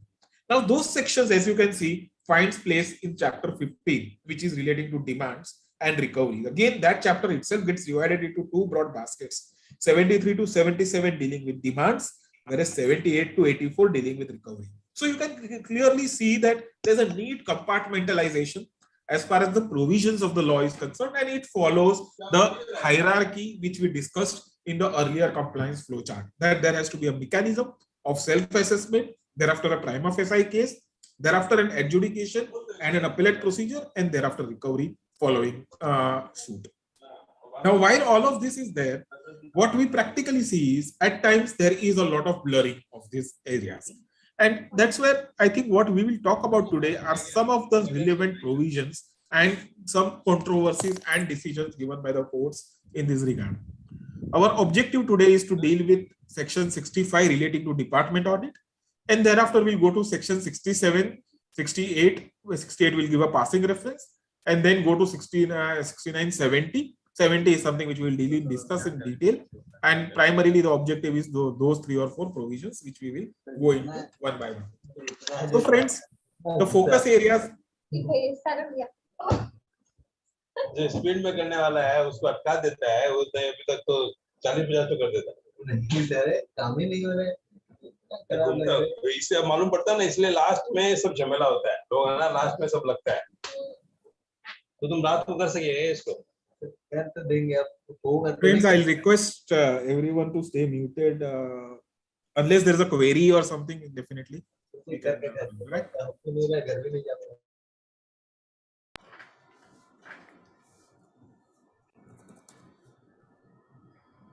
Thank you. Yes, sorry, Sunilji. Now you may continue. No issues. No issues. So, friends, the focus area for today's discussion, as we just said, is about audit section 65. As we all know, the audit is conducted on a registered person after he has filed his returns. And there's a period for which an audit is conducted. We have all seen a few ADT ones, and we are aware of the broad process, but we'll quickly run through that process and understand a few of the nitty-gritties on the concept of audit. The focus area today is primarily going to be inspection, search, and seizure, where we have section 67, which talks about any inspection of any place of business. Section 68 talks about inspection of goods while they are in transit. We have all experienced lots of challenges of e-waybill interceptions and detention of goods and imposition of penalties. So those are the two provisions which deal with inspection. Thereafter, if there's an inspection of a place of business and there are certain certain incriminating documents or goods found, then the inspection can be converted into a search. In many cases, an independent search also can be requisitioned by the officers. And therefore, we have section 67(2), which deals with search, wherein an officer is entitled to search for your goods liable for confiscation, documents, books, or things, if those goods, documents, books, or things are secreted from the normal business activity. In those situations, if need be, section 67(2) also provides for a seizure of those goods, documents, books, or things. And once they are seized, they will be released on a payment of a bond or a security. Otherwise, they will be seized by the department and they would build up a case and issue a show cause notice. If no show cause notice is issued within 6 months or such extended time, then again the goods have to be released. If those goods are perishable or hazardous, they can be disposed of by the commissioner under instruction, and thereafter the monies can be appropriated. That's you have section 67(8). In the course of inspection, search, or seizure proceedings, if there is no cooperation or access is denied to the search team, then section 67(4) talks about the breaking open of locks or sealing of premises. So the procedures relating to that also will touch upon. And after the search or the investigation is over and the Panchanama is recorded, thereafter on a regular basis, there will be recording of statements, which follows the issuance of a summons, and that's section 70, which we will be talking about. So these are a series of provisions and the controversies around that we are going to spend some time on in today's session. So with that background, let's straight away go to understand the first focus area, which is the GST audit. Now, this of course is not a very intrusive type of a provision.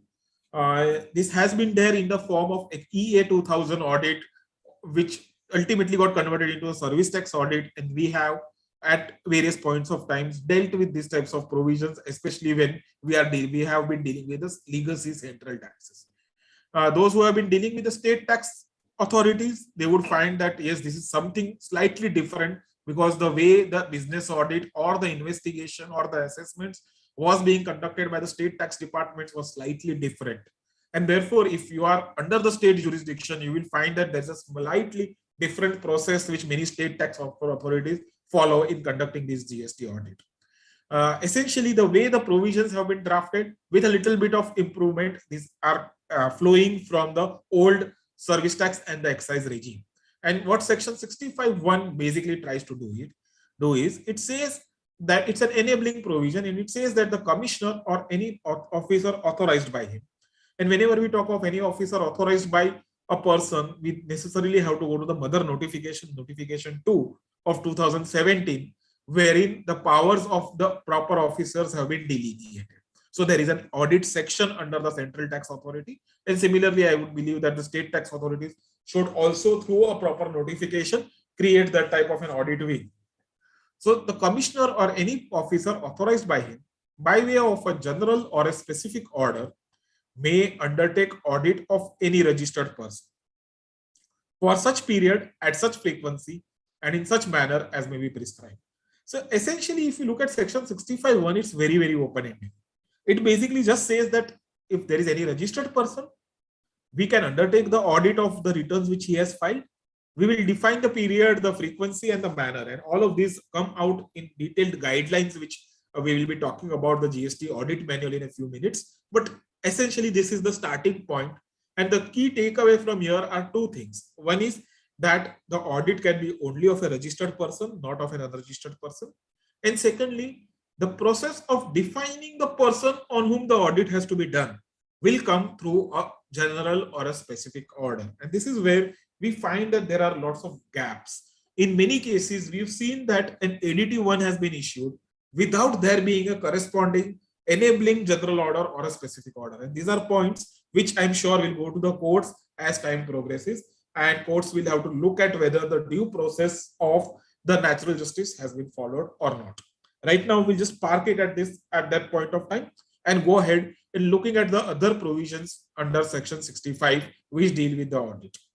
What we are told is that the officers may conduct the audit at the place of business of the registered person or in their office. So this is important to understand that typically the audit officers, the audit team will conduct a field visit, as they say, and they would be coming to your office. They will be spending some time at your office and looking at your documents, looking at your transactions. Or if they are comfortable, they can call you in their office and also ask for the reconciliations and the documents at their office. What we are told is that the registered person shall be informed by way of a notice of not less than 15 working days. So before the audit is initiated, the ADT1 form comes, and that form has to give you a period of at least 15 working days. Again, in some cases, we've seen that this time limit is not respected and a shorter time is given. But if this is highlighted to the officers, most of the times the audit teams understand and rectify and course correct that action. And typically they are reasonably comfortable in giving this time. So there's a time limit for initiation of audit. There is also a time limit for completion of the audit.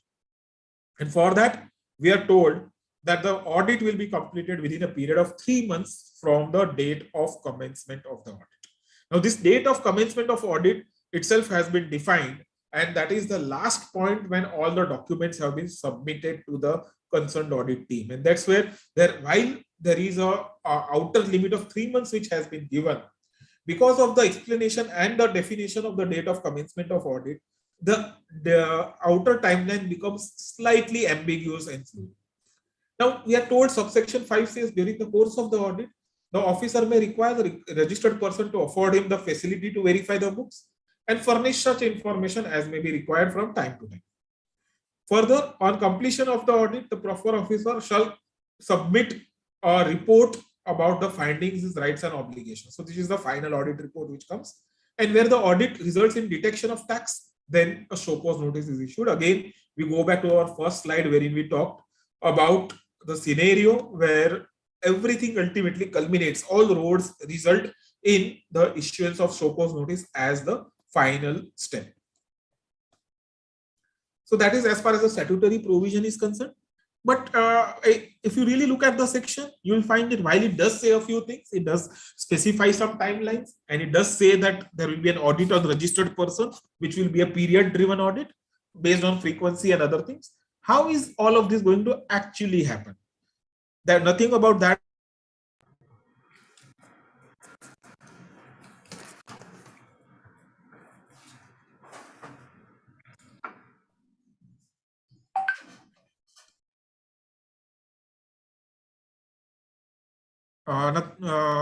Hello, I think I got muted in between. So I'm not sure where I was when my voice got muted. I presume I did complete the legal section 65, and then coming to this slide, what I was trying to highlight is section 65 typically covers the broad contours of how a department audit will be done, but does not go into the micro or the specifics. And as far as the micro or the specifics is concerned, there's a detailed GST audit manual which has been issued by the Director General of Audit of the GST. It's a very useful guide, and some of the observations in that audit manual are really interesting. And in the next few slides, we'll try to touch upon what all is sought to be covered by that, what all is sought to be explained by that GST audit manual. So the first thing what the GST audit manual says is, how are you going to select the assessors? So so the audit manual says that there is a selection criteria which will be based on certain risk parameters. There will be theme-based selection, and while there will be a combination of this risk and theme-based selection, there will be a deferment for certain large accredited taxpayers. So we do not want to really burden people with too much of unnecessary paperwork. So those who are accredited, those who have a good pedigree of compliance, for them maybe the periodicity of the audit can be reduced and the audits can be deferred for some period. So this is what open-endedly, broadly we are told. There's a detailed discussion on the risk-based selection of taxpayers in terms of, how much is the tax paid through input tax credit, what are the types of the taxpayers through which the tax has been paid, other things. And then it can be theme-based, meaning industry, certain specific industries picked up for audit for a particular period, certain industries picked up for lesser duration, some are picked up for larger duration, like that. So that is risk and theme-based selection of a particular taxpayer to be covered under the department audit. And this is what is being clarified through the department audit manual. Having said that, this is a particular taxpayer who has been selected for the audit. How is the department expected to go through that process? And friends, please understand that this entire audit manual is an instruction guide for an audit officer, the department officer, of how he should proceed with the audit. It's going to be very important. And as we go into the specific steps and the micro aspects of it, you will understand that lots of things that typically they expect the consultant or the taxpayer to do is essentially the work which the department officer is expected to do as per the GST audit manual. So typically the GST audit manual says that the entire audit will be undertaken in 5 broad steps. Step 1 being a taxpayer profiling, wherein a basic data or the first page of the fundamental name, address, etc. of the taxpayer is profiled by the department officer. He undertakes a desk review of the returns which have been filed by you. And based on the desk review, the third step is he draws up a customized audit plan. Now, friends, when I am seeing various scenarios, there is no customized audit plan made very specifically for a specific taxpayer. There is a standard set of annexures, a standard set of compliance requirements which are communicated. And based on that, straight away, then the next step of audit verification happens. But the audit manual does say that there has to be a risk-based audit plan to be created as step 3. Step 4 is the audit verification, where he will call for information, he will visit your premises, undertake a walkthrough of the transactions, and based on that, he will revalidate the aspects which the department has examined in their audit plan. And based on the audit verification, finally, the department is expected, the officers are expected to draw up audit conclusions, both at the draft as well as a final audit conclusion stage, and thereafter issue an ADT2 and maybe if required a show cause notice. So these are the 5 steps in summary which have been listed down in the audit manual. Now, step 1, as we know, is the taxpayer profiling, which is the filling up of the GST audit manual 1. The officer is instructed to fill up the basic taxpayer information in parts 1 and 2, which is your name, address, number of GSTs, etc., the industry involved and all those things. Part 3 is the summary details of the supplies and the taxes. The summary as available from your GSTR1 and 3B as available in the GSTN portal. And once he does this GST AM1, he fills up this document. There are simultaneous to that, there will be an issuance of intimation of commencement of audit to the taxpayer in ADT01. Now, typically, in many times we see that many of this information they would expect you to prepare, but it is expected to be done by the tax officer backend. Step 2 comes the desk review, wherein there's an analysis of that information which has been served, the turnover information in GSTM1. They have to call for documents. Now, these documents are, of course, third-party documents which are not available on the GSTN portal. Very importantly, there's a list which they have talked about that you give the annual report, P&L, balance sheet, notes to accounts, etc., etc. All of these, we are aware that there's a long list of documents which are being called off. Then the officer is expected to test incomes and see whether those incomes are offered for tax in the turnover statement which came up in your GSTM1. And if there are any exemptions claimed, you test those exemptions on a test case basis. Next is very important, reconciliation of input tax credit. My previous speaker, Jatin Harjai ji, also spoke a little bit about it and what happens if there's a mismatch, and we are also aware of various decisions on this front. Friends, paras 5.5.4 and 5.8.3 of the GST audit manual are very, very important in this regard. And there is a very detailed guidance given to the tax officer, not to the taxpayer. Please mark these words. The guidance is given to the tax officer to what he is expected to do if the taxpayer has claimed credits in 3B and there is a short reflection in GSTR 2A. At that point of time when the audit manual was drafted, it was known as 2A. So there's a detailed guidance. What has been told is, first reconcile those things, take the input tax credit register from the taxpayer, reconcile it with the GSTR 2A which you are downloading from the GST portal. Now, this is not expected to be done by the taxpayer. This is expected to be done by the tax officer. Once this reconciliation is done, if there are variations and you find that there are claims in input tax credit which is not available in 2A, the officer is instructed to verify this at the back end through the supplier. Right?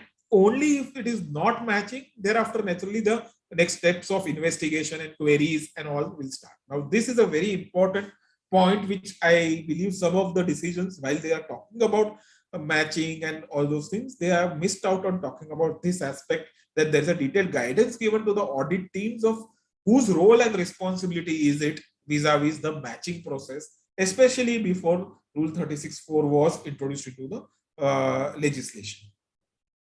GSTM 4 talks about ratio analysis, various types of ratios which need to be analyzed. Third-party data reconciliations is coming in GSTM 5, like your TDS, your e-way bill, etc. And thereafter, based on certain industry reports, there's a revenue risk analysis and a trend analysis of the taxes, month-on-month increase in taxes, the percentage of credits claimed through the ITC, percentage of tax paid through ITC and paid in cash. All those trend analysis has to be carried out. Friends, all of these things is expected to be done as a desk review, meaning this is all a back-end process to be undertaken by the audit team. And based on this back-end process and analysis done by the audit team is expected to prepare an audit plan based on the profiling and the desk review. And that indicative plan, also a format has been given in the audit manual itself.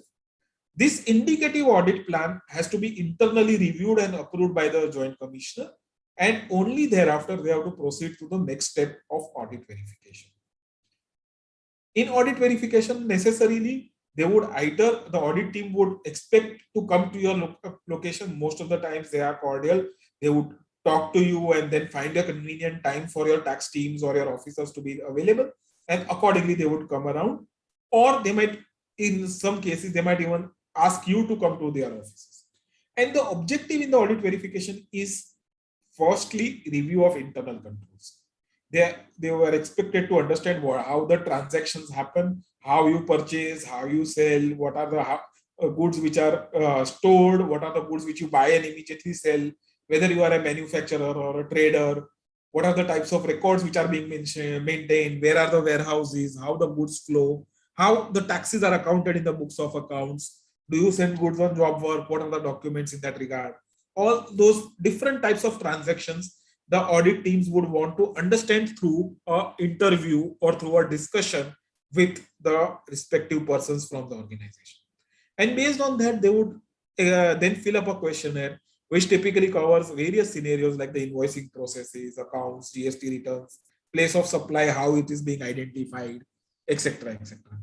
And based on that, again, there will be an ABC analysis of the risk points, and thereafter there will be sampling and a transaction and document verification of those samples. While all of this is happening, naturally at some places they will come with certain deficiencies, and therefore through audit paras, Rule 1014 provides for interim communication of shortcomings. So if, let's say, they are looking at certain transactions and they find out that some RCM on transport agencies has not been paid, so they can communicate you an interim shortcoming, that shortcoming through an interim communication, and you can make good that shortcoming and pay the tax along with interest. And typically once that happens and the taxpayer is in agreement with it, then the next steps do not arise as far as the show cause and other aspects are concerned. Step 5 is when the audit matures. Of course, step 4 will take to and fro, and based on the various aspects, certain documentation will be called for and things will happen. At step 5, there will be a verification report in GSTM 8.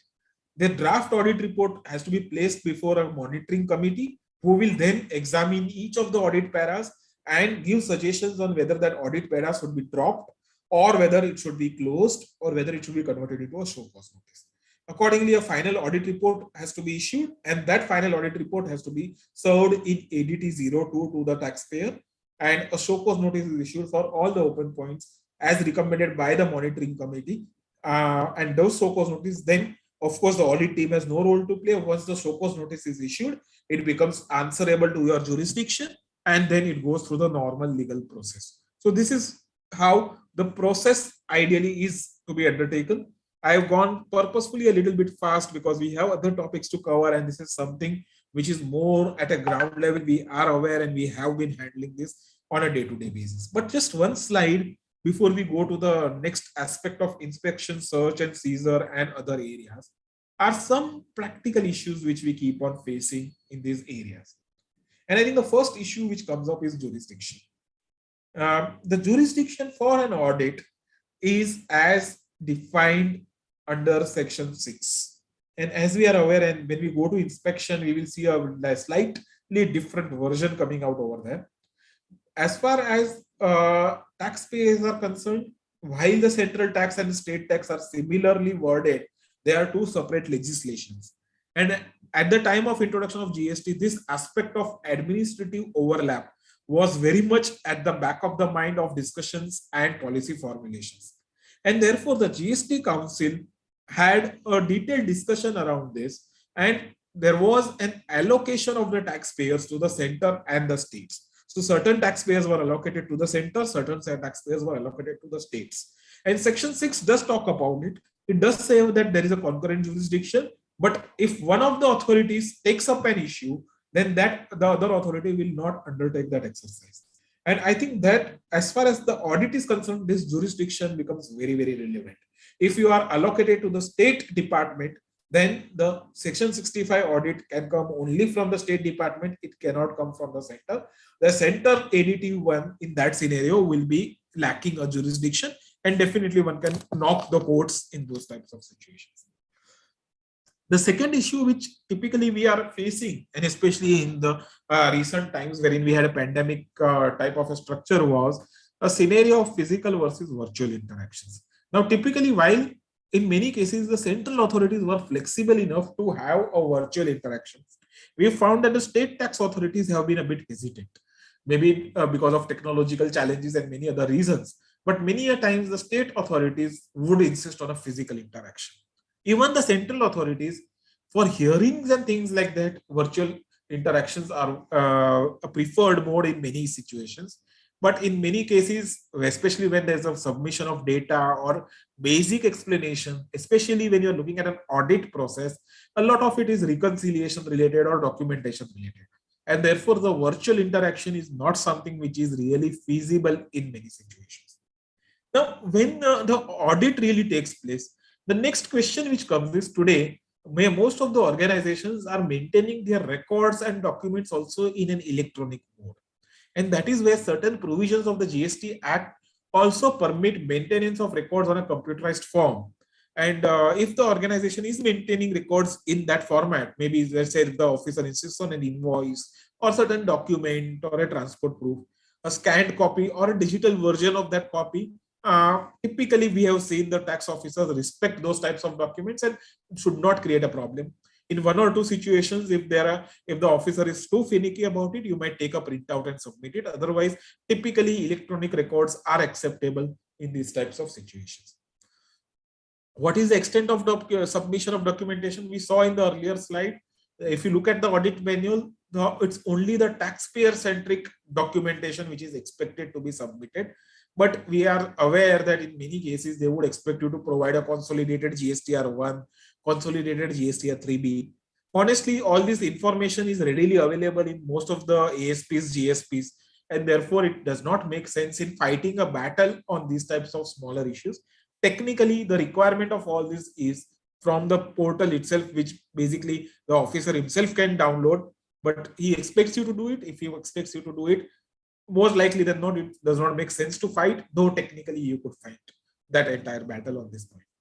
We talked about the timelines of initiation and completion of audit. Minimum 15 days, working days time has to be given to start the audit.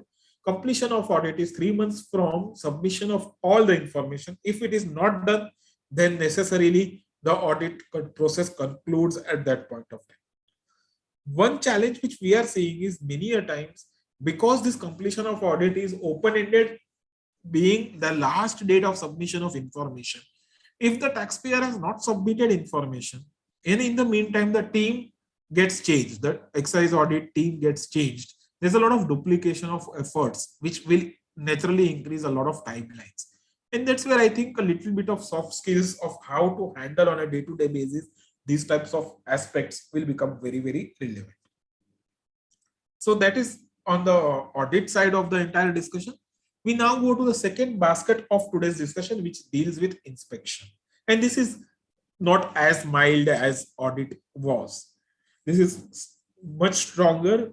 And the objective of this is really intrusion into what you are doing.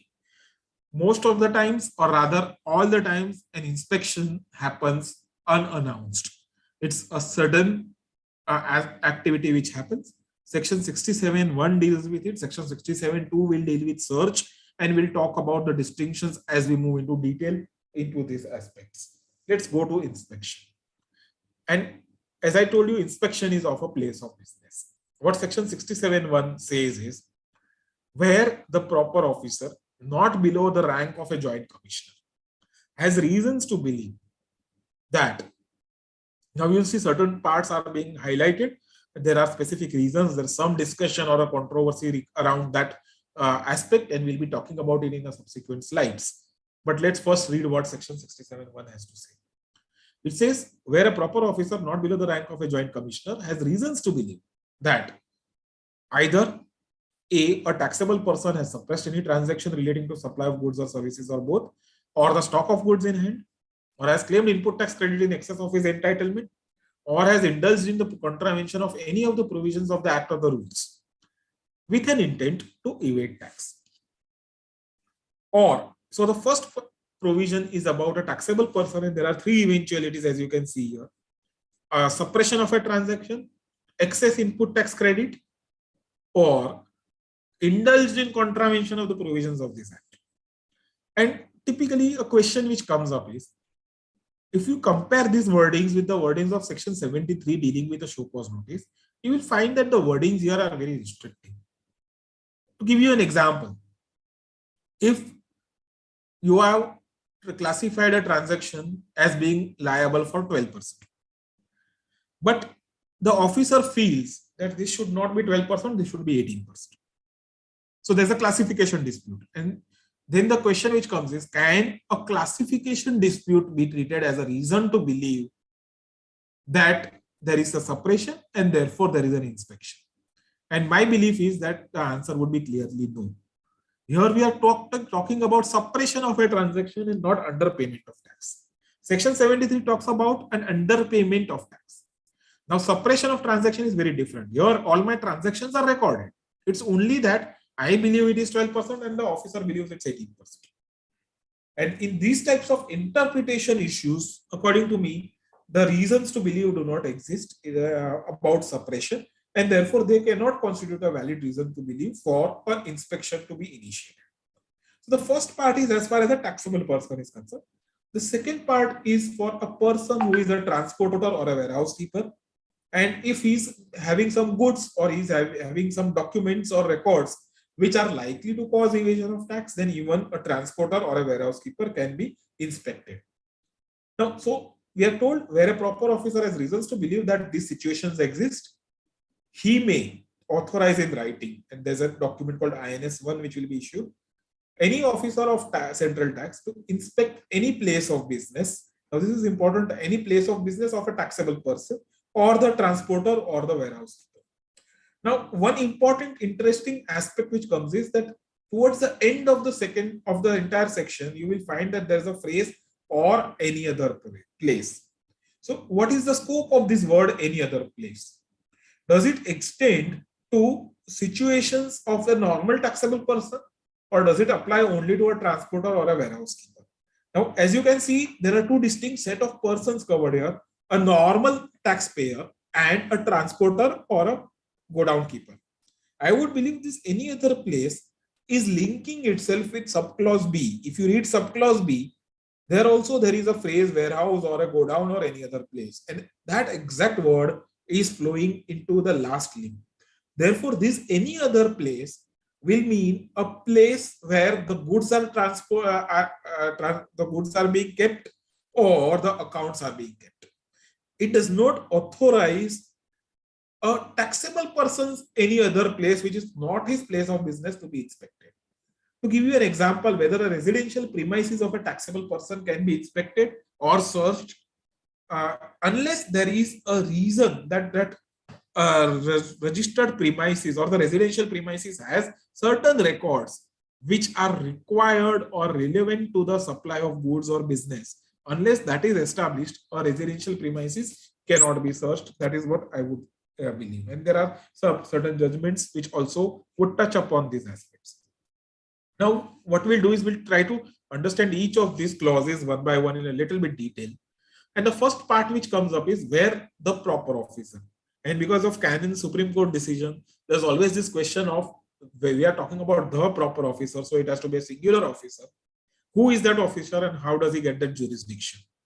And things get a little bit complicated because of section 6, subsection 2b, which says that where a proper officer under the SGST has initiated any proceedings on a subject matter, no proceedings shall be initiated by a proper officer under the CGST Act.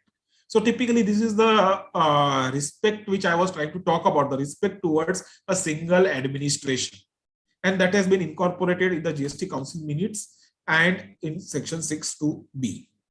And because of this, in many situations, taxpayers have faced simultaneous proceedings both from the center and the state, and the matters have been agitated in the courts.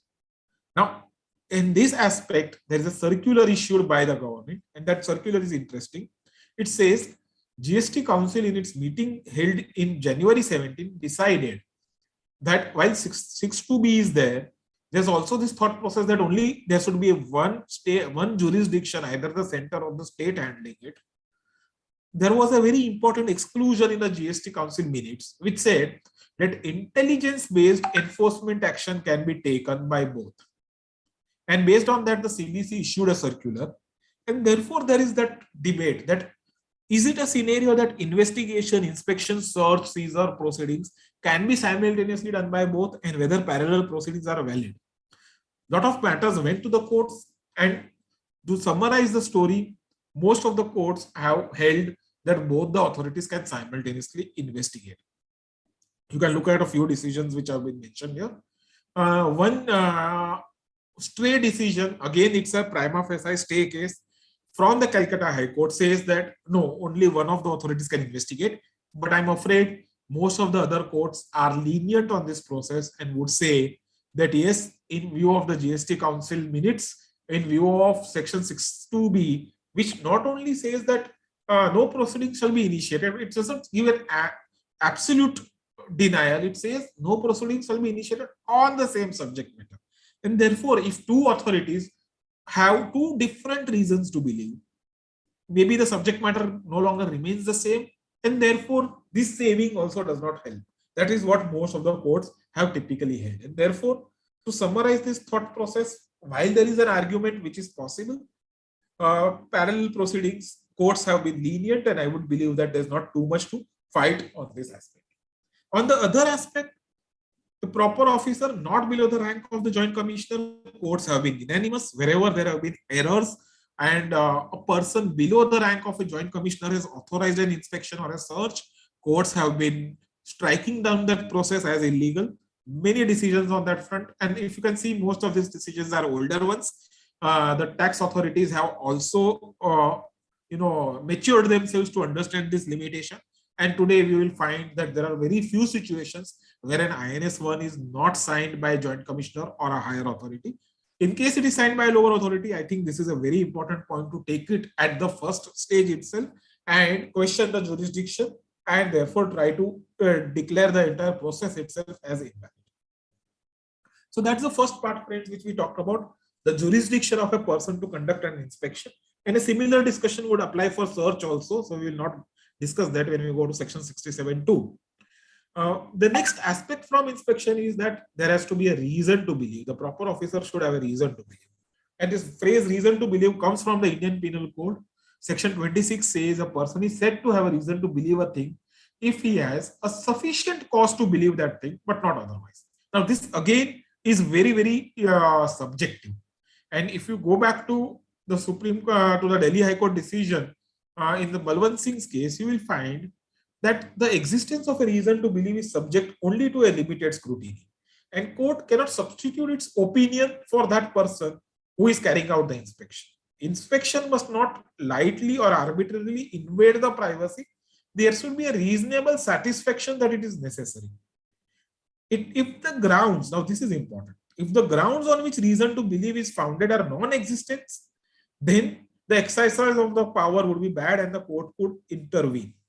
But it is also open for the court to examine whether the reasons have a rational connection or a relevant bearing. Now, if there is some nexus, some rational connection, then this Calcutta High Court decision comes into place, and it says that courts cannot look into the aptness or sufficiency of the grounds. Satisfaction is very, very subjective. If belief is bona fide and cogently supported, the courts will not interfere on this ground.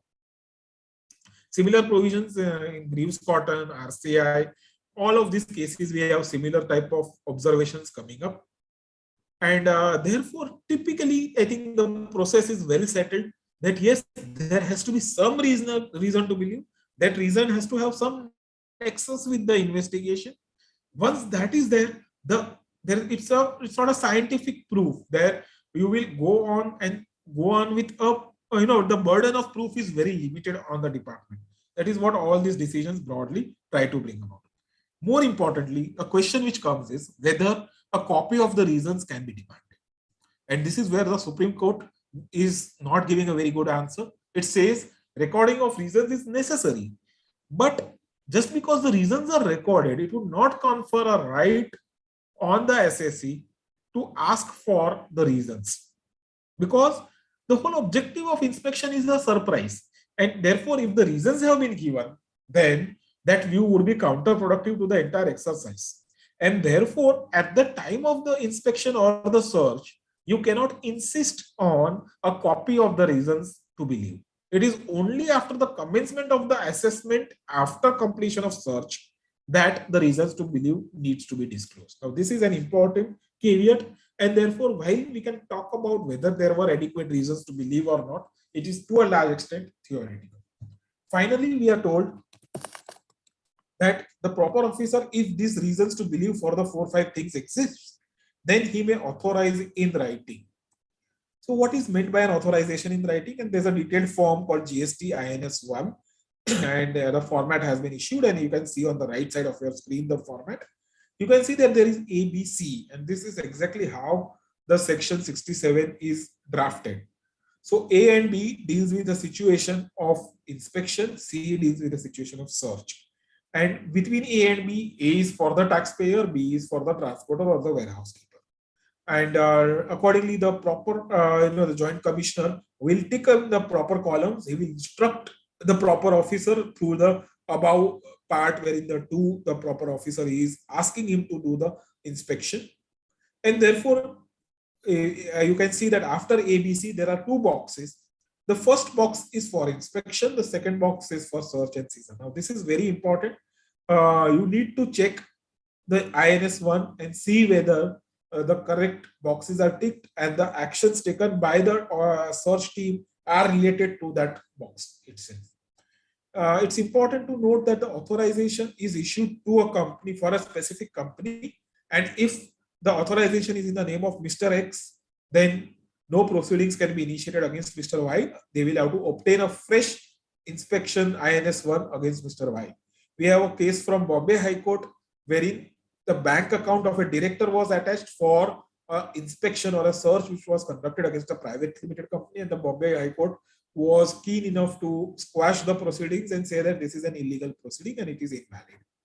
At the same time, while there's a detailed circular issued by the CBEC on the process of issuing of INS 1, there is an interesting Supreme Court decision which says that DIN need not be mentioned in the INS 1. There's of course a detailed guideline which says that the DIN should be mentioned, but the Supreme Court says that these are procedural defects that does not invalidate the search by itself. What can be inspected is a place of business, and as I told you earlier, the place of business is defined under section 285. It need not be a registered place of business. It can be an unregistered place, but it has still to be a place of business, and that's where section 285 defines what is meant by a place of business. It's a place from where a business is ordinarily carried on, includes warehouse, godown, or any other place where a taxable person stores his goods or supplies or receives the goods, maintains his books of accounts, or carries the business through his agent. So typically, if you read this, a residential premises may not fit within the place of business and therefore may not be a subject matter of inspection of search, unless the SSC maintains the books at that residence or he stores some goods or receives some goods at his residence. Now, having said all of this, we talked about situations where a search or an inspection can be treated as illegal. And that's where a question which commonly comes up is whether an illegal search vitiates the seizure and subsequent proceedings, and whether the evidences can be used against you. And again, over here, the courts have consistently held that even if a search is illegal, the further trial and seizure is not vitiated. If such proceedings are violated, only two consequences would happen. The person can resist the search and ask for a termination of the search. But whatever documents have been seized, that evidence can continue to be used against you. And while the court will be slightly inclined to examine that a little bit more carefully, but despite that, the document can definitely be used against you. So again, the Kerala High Court says a similar thing. If the evidence regarding the seizure of the articles is found to be satisfactory and acceptable, it will be not in the interest of justice to ignore altogether that evidence. So therefore, a battle one still does not help you by saying that the search is illegal, except to make sure that there will be a little bit of a go slow type of a thing which would happen. So friends, that is section 67.1. 67.1 permits the officer only to inspect the premises. It does not permit anything beyond that. So typically, whenever you obtain a registration, or the officer or the department has a doubt that you are only issuing invoices, you do not have a warehouse, you might not be storing goods, they might come for a 67.1 inspection proceeding, check whether you have the goods, whether you have a godown where you could keep those goods, and just check the veracity of the person and the proprietor or the authorized signatory and conclude the proceedings. 67.2 is more incriminating. In a scenario where they believe that yes, there is a real case of a tax evasion. In that case, a proper officer, again, not below the rank of a joint commissioner, either pursuant to an inspection or otherwise, so it can follow 67.1 or it can directly go to 67.2 also, has reasons to believe that any goods liable for confiscation or any documents or books or things which in his opinion shall be useful are secreted. Now this is important. The goods should be liable for confiscation, documents or books or things are secreted in any place. He may authorize a search and he may seize those goods himself or authorize a seizure. So here we have 2-3 things which come up here. Goods liable for confiscation, documents or books or things. Please note, premises are not liable for seizure here. What is liable for seizure is goods, documents, books or things. Premises and person are not covered here, and there's a detailed decision on this aspect that the person is not expected to be covered here. Now, what all things get covered here? And we had a very interesting case from the Madhya Pradesh High Court wherein there was a discussion of whether the authorities can seize cash which has been found, unaccounted cash found at the premises. And Kanishka Mittal, the discussion was that cash is neither goods nor documents or books or things. And the High Court went into detail and said that when it comes to this word things, the things has to be given a much wider meaning. And while generally one might say cash is not coming into it, one to avoid the mischief and advance the remedy, the mischief rule, which is typically a one rule of interpretation of law, based on that, the Kanishka Mitta's case, the Madhya Pradesh High Court said cash is things and therefore cash can be seized in the course of a search or a seizure proceedings. Another aspect is secreted, and something which is regularly available in ordinary course cannot be said to be secreted. And that's what a couple of decisions here talk about. The Supreme Court decision, first case, Gyanchand's case, says that documents have not been secreted within the meaning of Section 105 of the Customs Act unless they are hidden or concealed. In the context of this section, the word means documents which are not kept in the normal or usual place, or it may even mean documents or things which are likely to be secreted. In other words, kept out of the way or kept in such a way that the officer cannot find it. Now, something which is a normal document cannot be said to be a secreted document. Something which you have, let's say, you have issued an IRN, and therefore the invoice is already on the portal. In that case, that document cannot be said to be a secreted document. I think that's a principle which we need to bear in mind. Again, Durga Prasad's case, Supreme Court, again says secreted means which are kept away. what can be called from an assessee in a normal course should not be recovered from him under the search proceedings. Again, a very important dimension which many a times officers do not follow. But yes, this is what the Supreme Court says. As far as seizure is concerned, seizure can happen only if search is conducted under section 67(2). From inspection, you cannot straight away move to seizure. You have to have a fresh INS 1 for the purposes of search, and only in that situation you can go ahead with a seizure process. So that is what Rajiv Traders Allahabad High Court says. Of course, 67(2) may follow 67(1) or maybe an independent proceedings directly being considered. Now, this Gujarat High Court decision is a very important decision as far as section 67(2) is concerned. Lots and lots of excesses from the department happened in this decision, and this decision tries to touch upon quite a few of them. I touched upon that aspect of whether residential premises can be said to be a place of business, or whether the search is of goods, things, or whether of the person. And there are very interesting observations here on this aspect.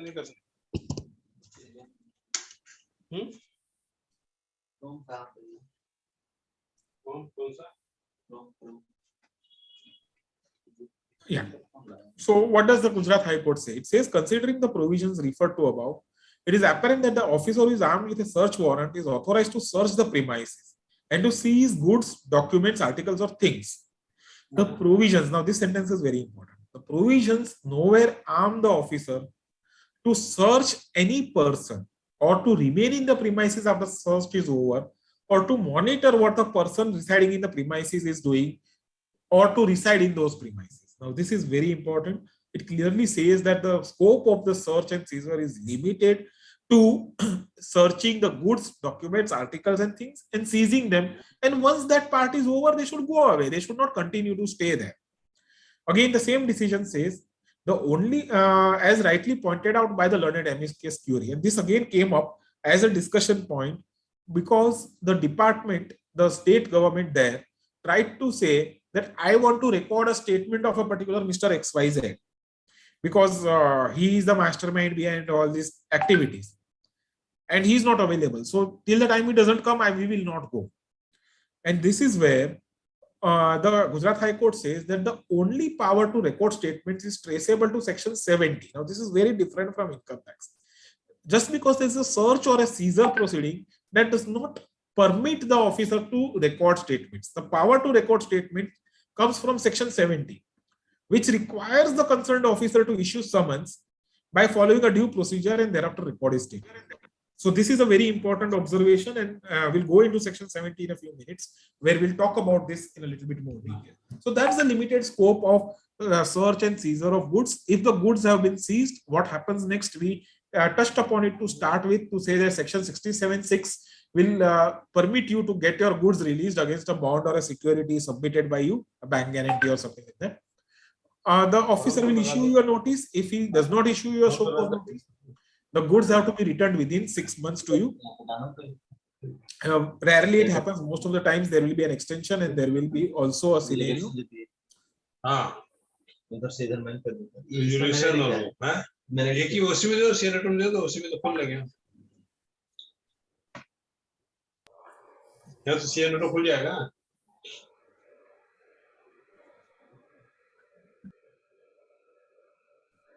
Most of the times they would issue you a show cause notice or seek an extension if they have seized your goods.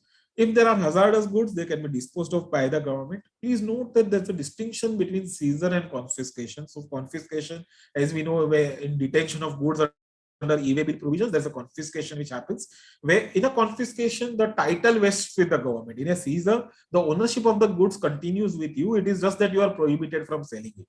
But in case of confiscation, the title vests with the government and then you get those goods released on payment of a redemption fine under section 130. So that's where there is a bit of a difference. On search and seizure, instructions have been issued, 3 sets of instructions. A lot of detailed circular points have been issued. Some of them followed by breach. We'll not go into that into too much detail. Just a couple of things. In case of search of a residence, the lady officer shall necessarily be a part of the search team. The search authorization shall be executed before the start and be shown and a signature be taken. The next one is important. A Panchnama containing truthful account of the proceedings shall necessarily be made, and a list of documents, things, etc. recovered would be prepared. It should be ensured that the time and date of start of search and conclusion of search must be mentioned, and a personal search of the officer should be offered before and after the conclusion of the search. There's a circular 128 which talks about the standard drafts which have been prepared on the GST portal, and it says that you have to use those drafts only, and it will automatically contain the DIN, and if it is not containing the DIN, then it shall be deemed as never being issued. Now, while I'm talking about this circular, I also need to talk about and revise you about that Supreme Court decision wherein it was held that a DIN non-mentioning is merely a procedural lapse. And a very recent instruction, and this is an interesting instruction, which tries to talk about recovery of taxes during the course of search or inspection or investigation proceedings. And most of us here do understand that whenever there is a enforcement activity happening, inspection, search, or seizure happening, the objective is there are some targets. While there is a reasons to believe there is an uncommunicated target in terms of recovery, and we all know of A and B. We'll not go into that aspect of A and B, but definitely there is a target at the back of the mind of the enforcement team, and they don't want to leave without that. Now, many a times it might be in the business interest of the taxpayer to make sure that at least these guys go away right now. So under protest, they want to make the payment.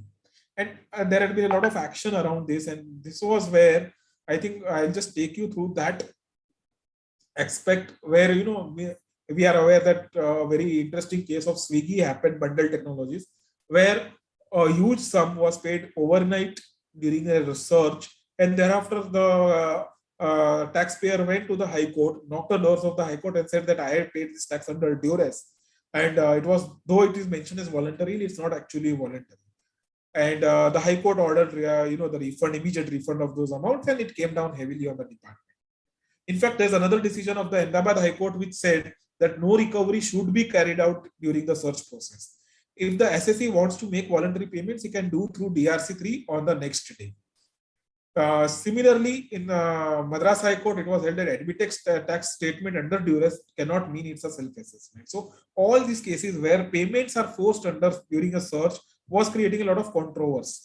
And therefore, this instruction was issued as recently as in May 22, wherein there was a very important sentence given by the CPC. It said, therefore, it is clarified that there may not be any circumstance necessitating recovery of tax dues during the course of search or inspection or investigation proceedings. Up to so far, so good.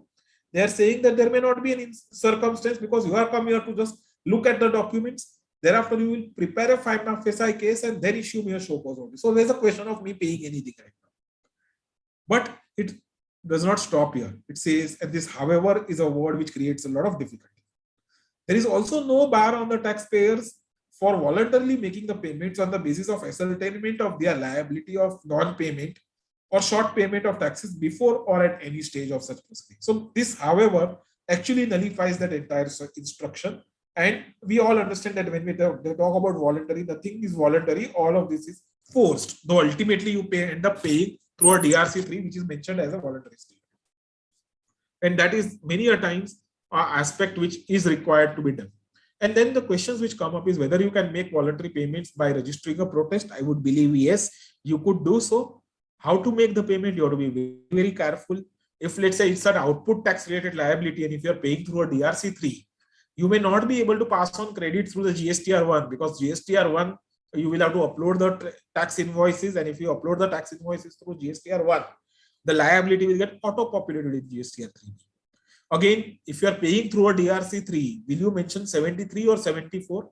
I would believe you should go with 73. The department would force you to take it through 74, but try to resist, because in 74, you are voluntarily admitting a fraud, which is, according to me, is a paradox. Yeah, no person can be forced or victimized or to make a confession himself.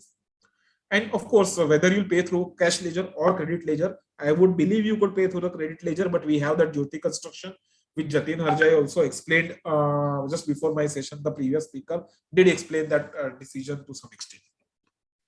After the investigation, after all these things, typically they will go back to their offices, and that's where they would now want to do detailed investigation and take your statements. And that's where summons are issued under Section 70. Now, in this provision, you will find that most of the instructions which the department has given are followed in breach rather than in practice. What does this provision say? The summons can be issued for any inquiry, while such an inquiry is a judicial proceeding, and therefore there are some consequences of giving false statement. Also, what is important is that inquiry, the person making the inquiry is not a police officer. And the object of such an inquiry is to ascertain facts. That is why even a person who has nothing to do with the actual transaction can also be summoned in an inquiry to ascertain these facts. The whole objective is to issue evidence for ascertaining facts, not for the legal process. What are the summons? The board instructions? Some very good instructions have been given by and summarized by the board. It says a summons should not be issued for appearance where it is not justified. Summons is to be issued as a last resort where assessors are not cooperating and should not be used for the top management. Now, what we practically see is in most of the cases, the summons are straight away issued directly in the name of the directors or the managing director also in certain cases. Respect the time of the appearance given in the summons. Again, this does not happen very regularly, but again, this is something which has been mentioned. In all cases where summons are issued, the officer issuing the summons should submit a report and give his briefing to his immediate senior. Preferably, statements should be recorded during office hours. However, exception can be made in case-to-case basis. This we did talk about in a few minutes. And this is the last slide, which I will just touch upon before we can conclude. I think I have a few minutes to take ahead. And what we typically see is whenever there's an inspection, search, or a seizure or things, there are interim threats. And we need to be, as consultants, cautious about these interim threats. Provisional attachments, many a times they would say that you will attach the bank accounts. To what extent they can do that? Of course, there has been an amendment in Section 83 to permit a provisional attachment prior to an adjudicated order.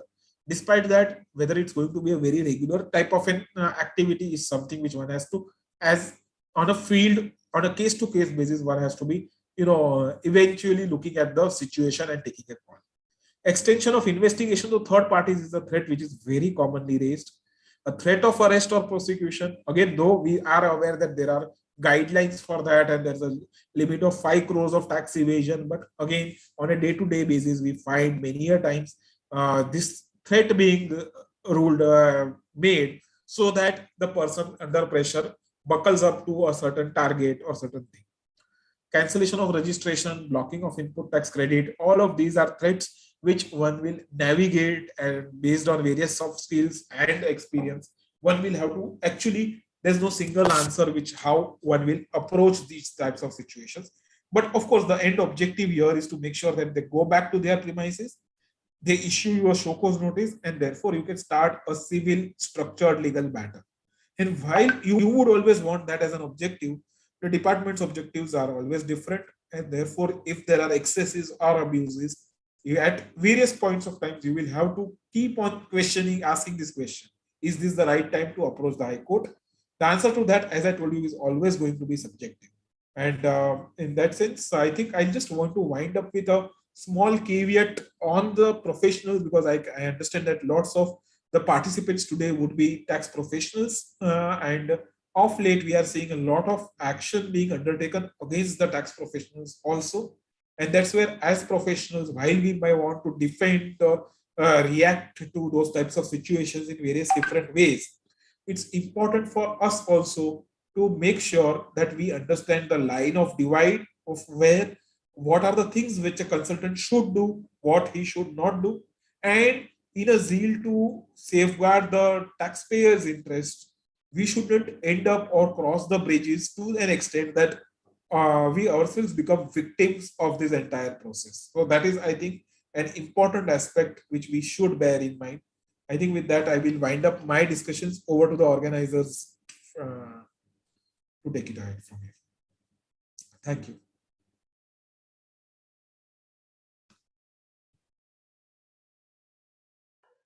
Hello.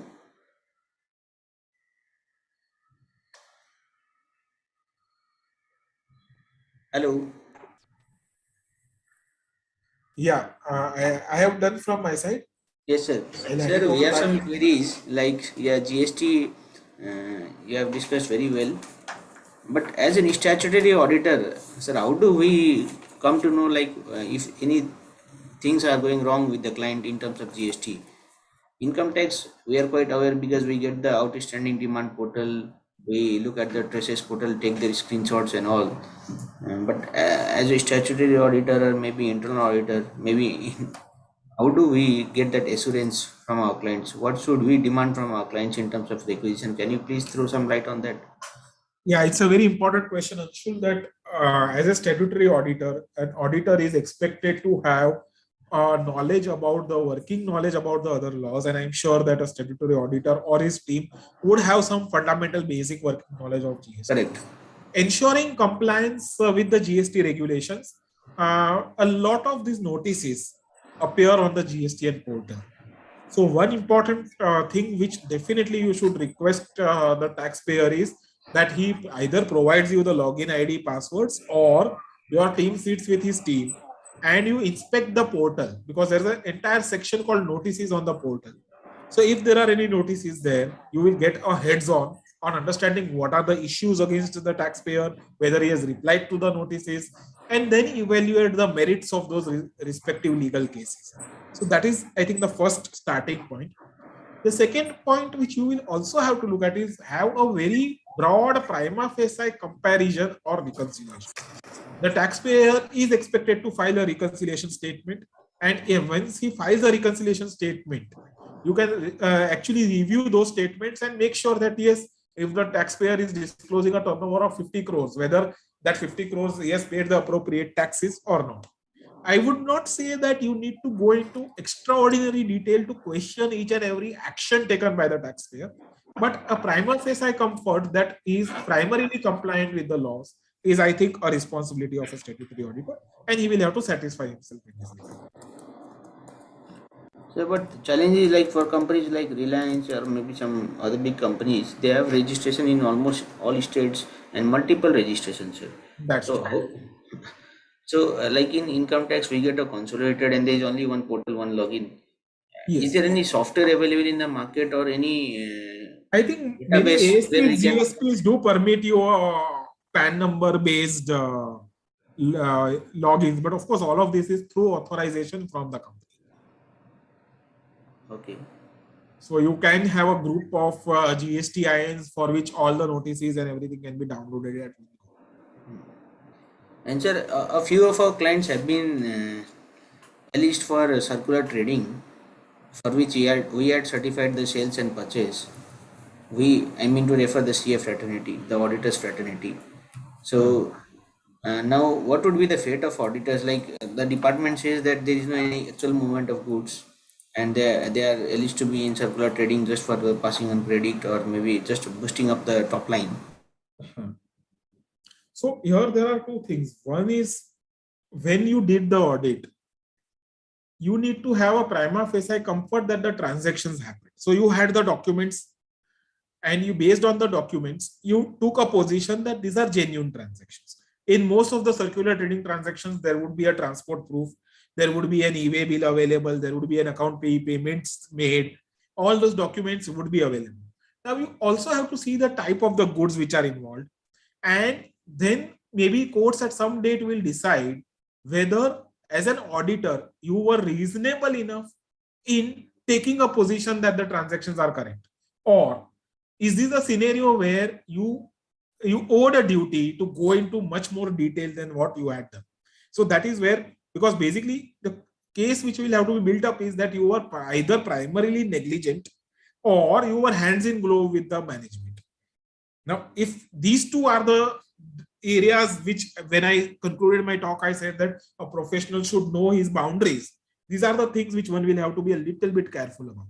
So if you look at a recent case which happened in North India, and today that bail rejection order is being circulated, you will find that there is a very detailed admission that the professional was hand in glove in getting a false refund. To what extent right, wrong, we don't know, but these types of situations can be a bit tricky. So there has to be a distance between the auditor and the management, and that not only for GST in general, also it applies.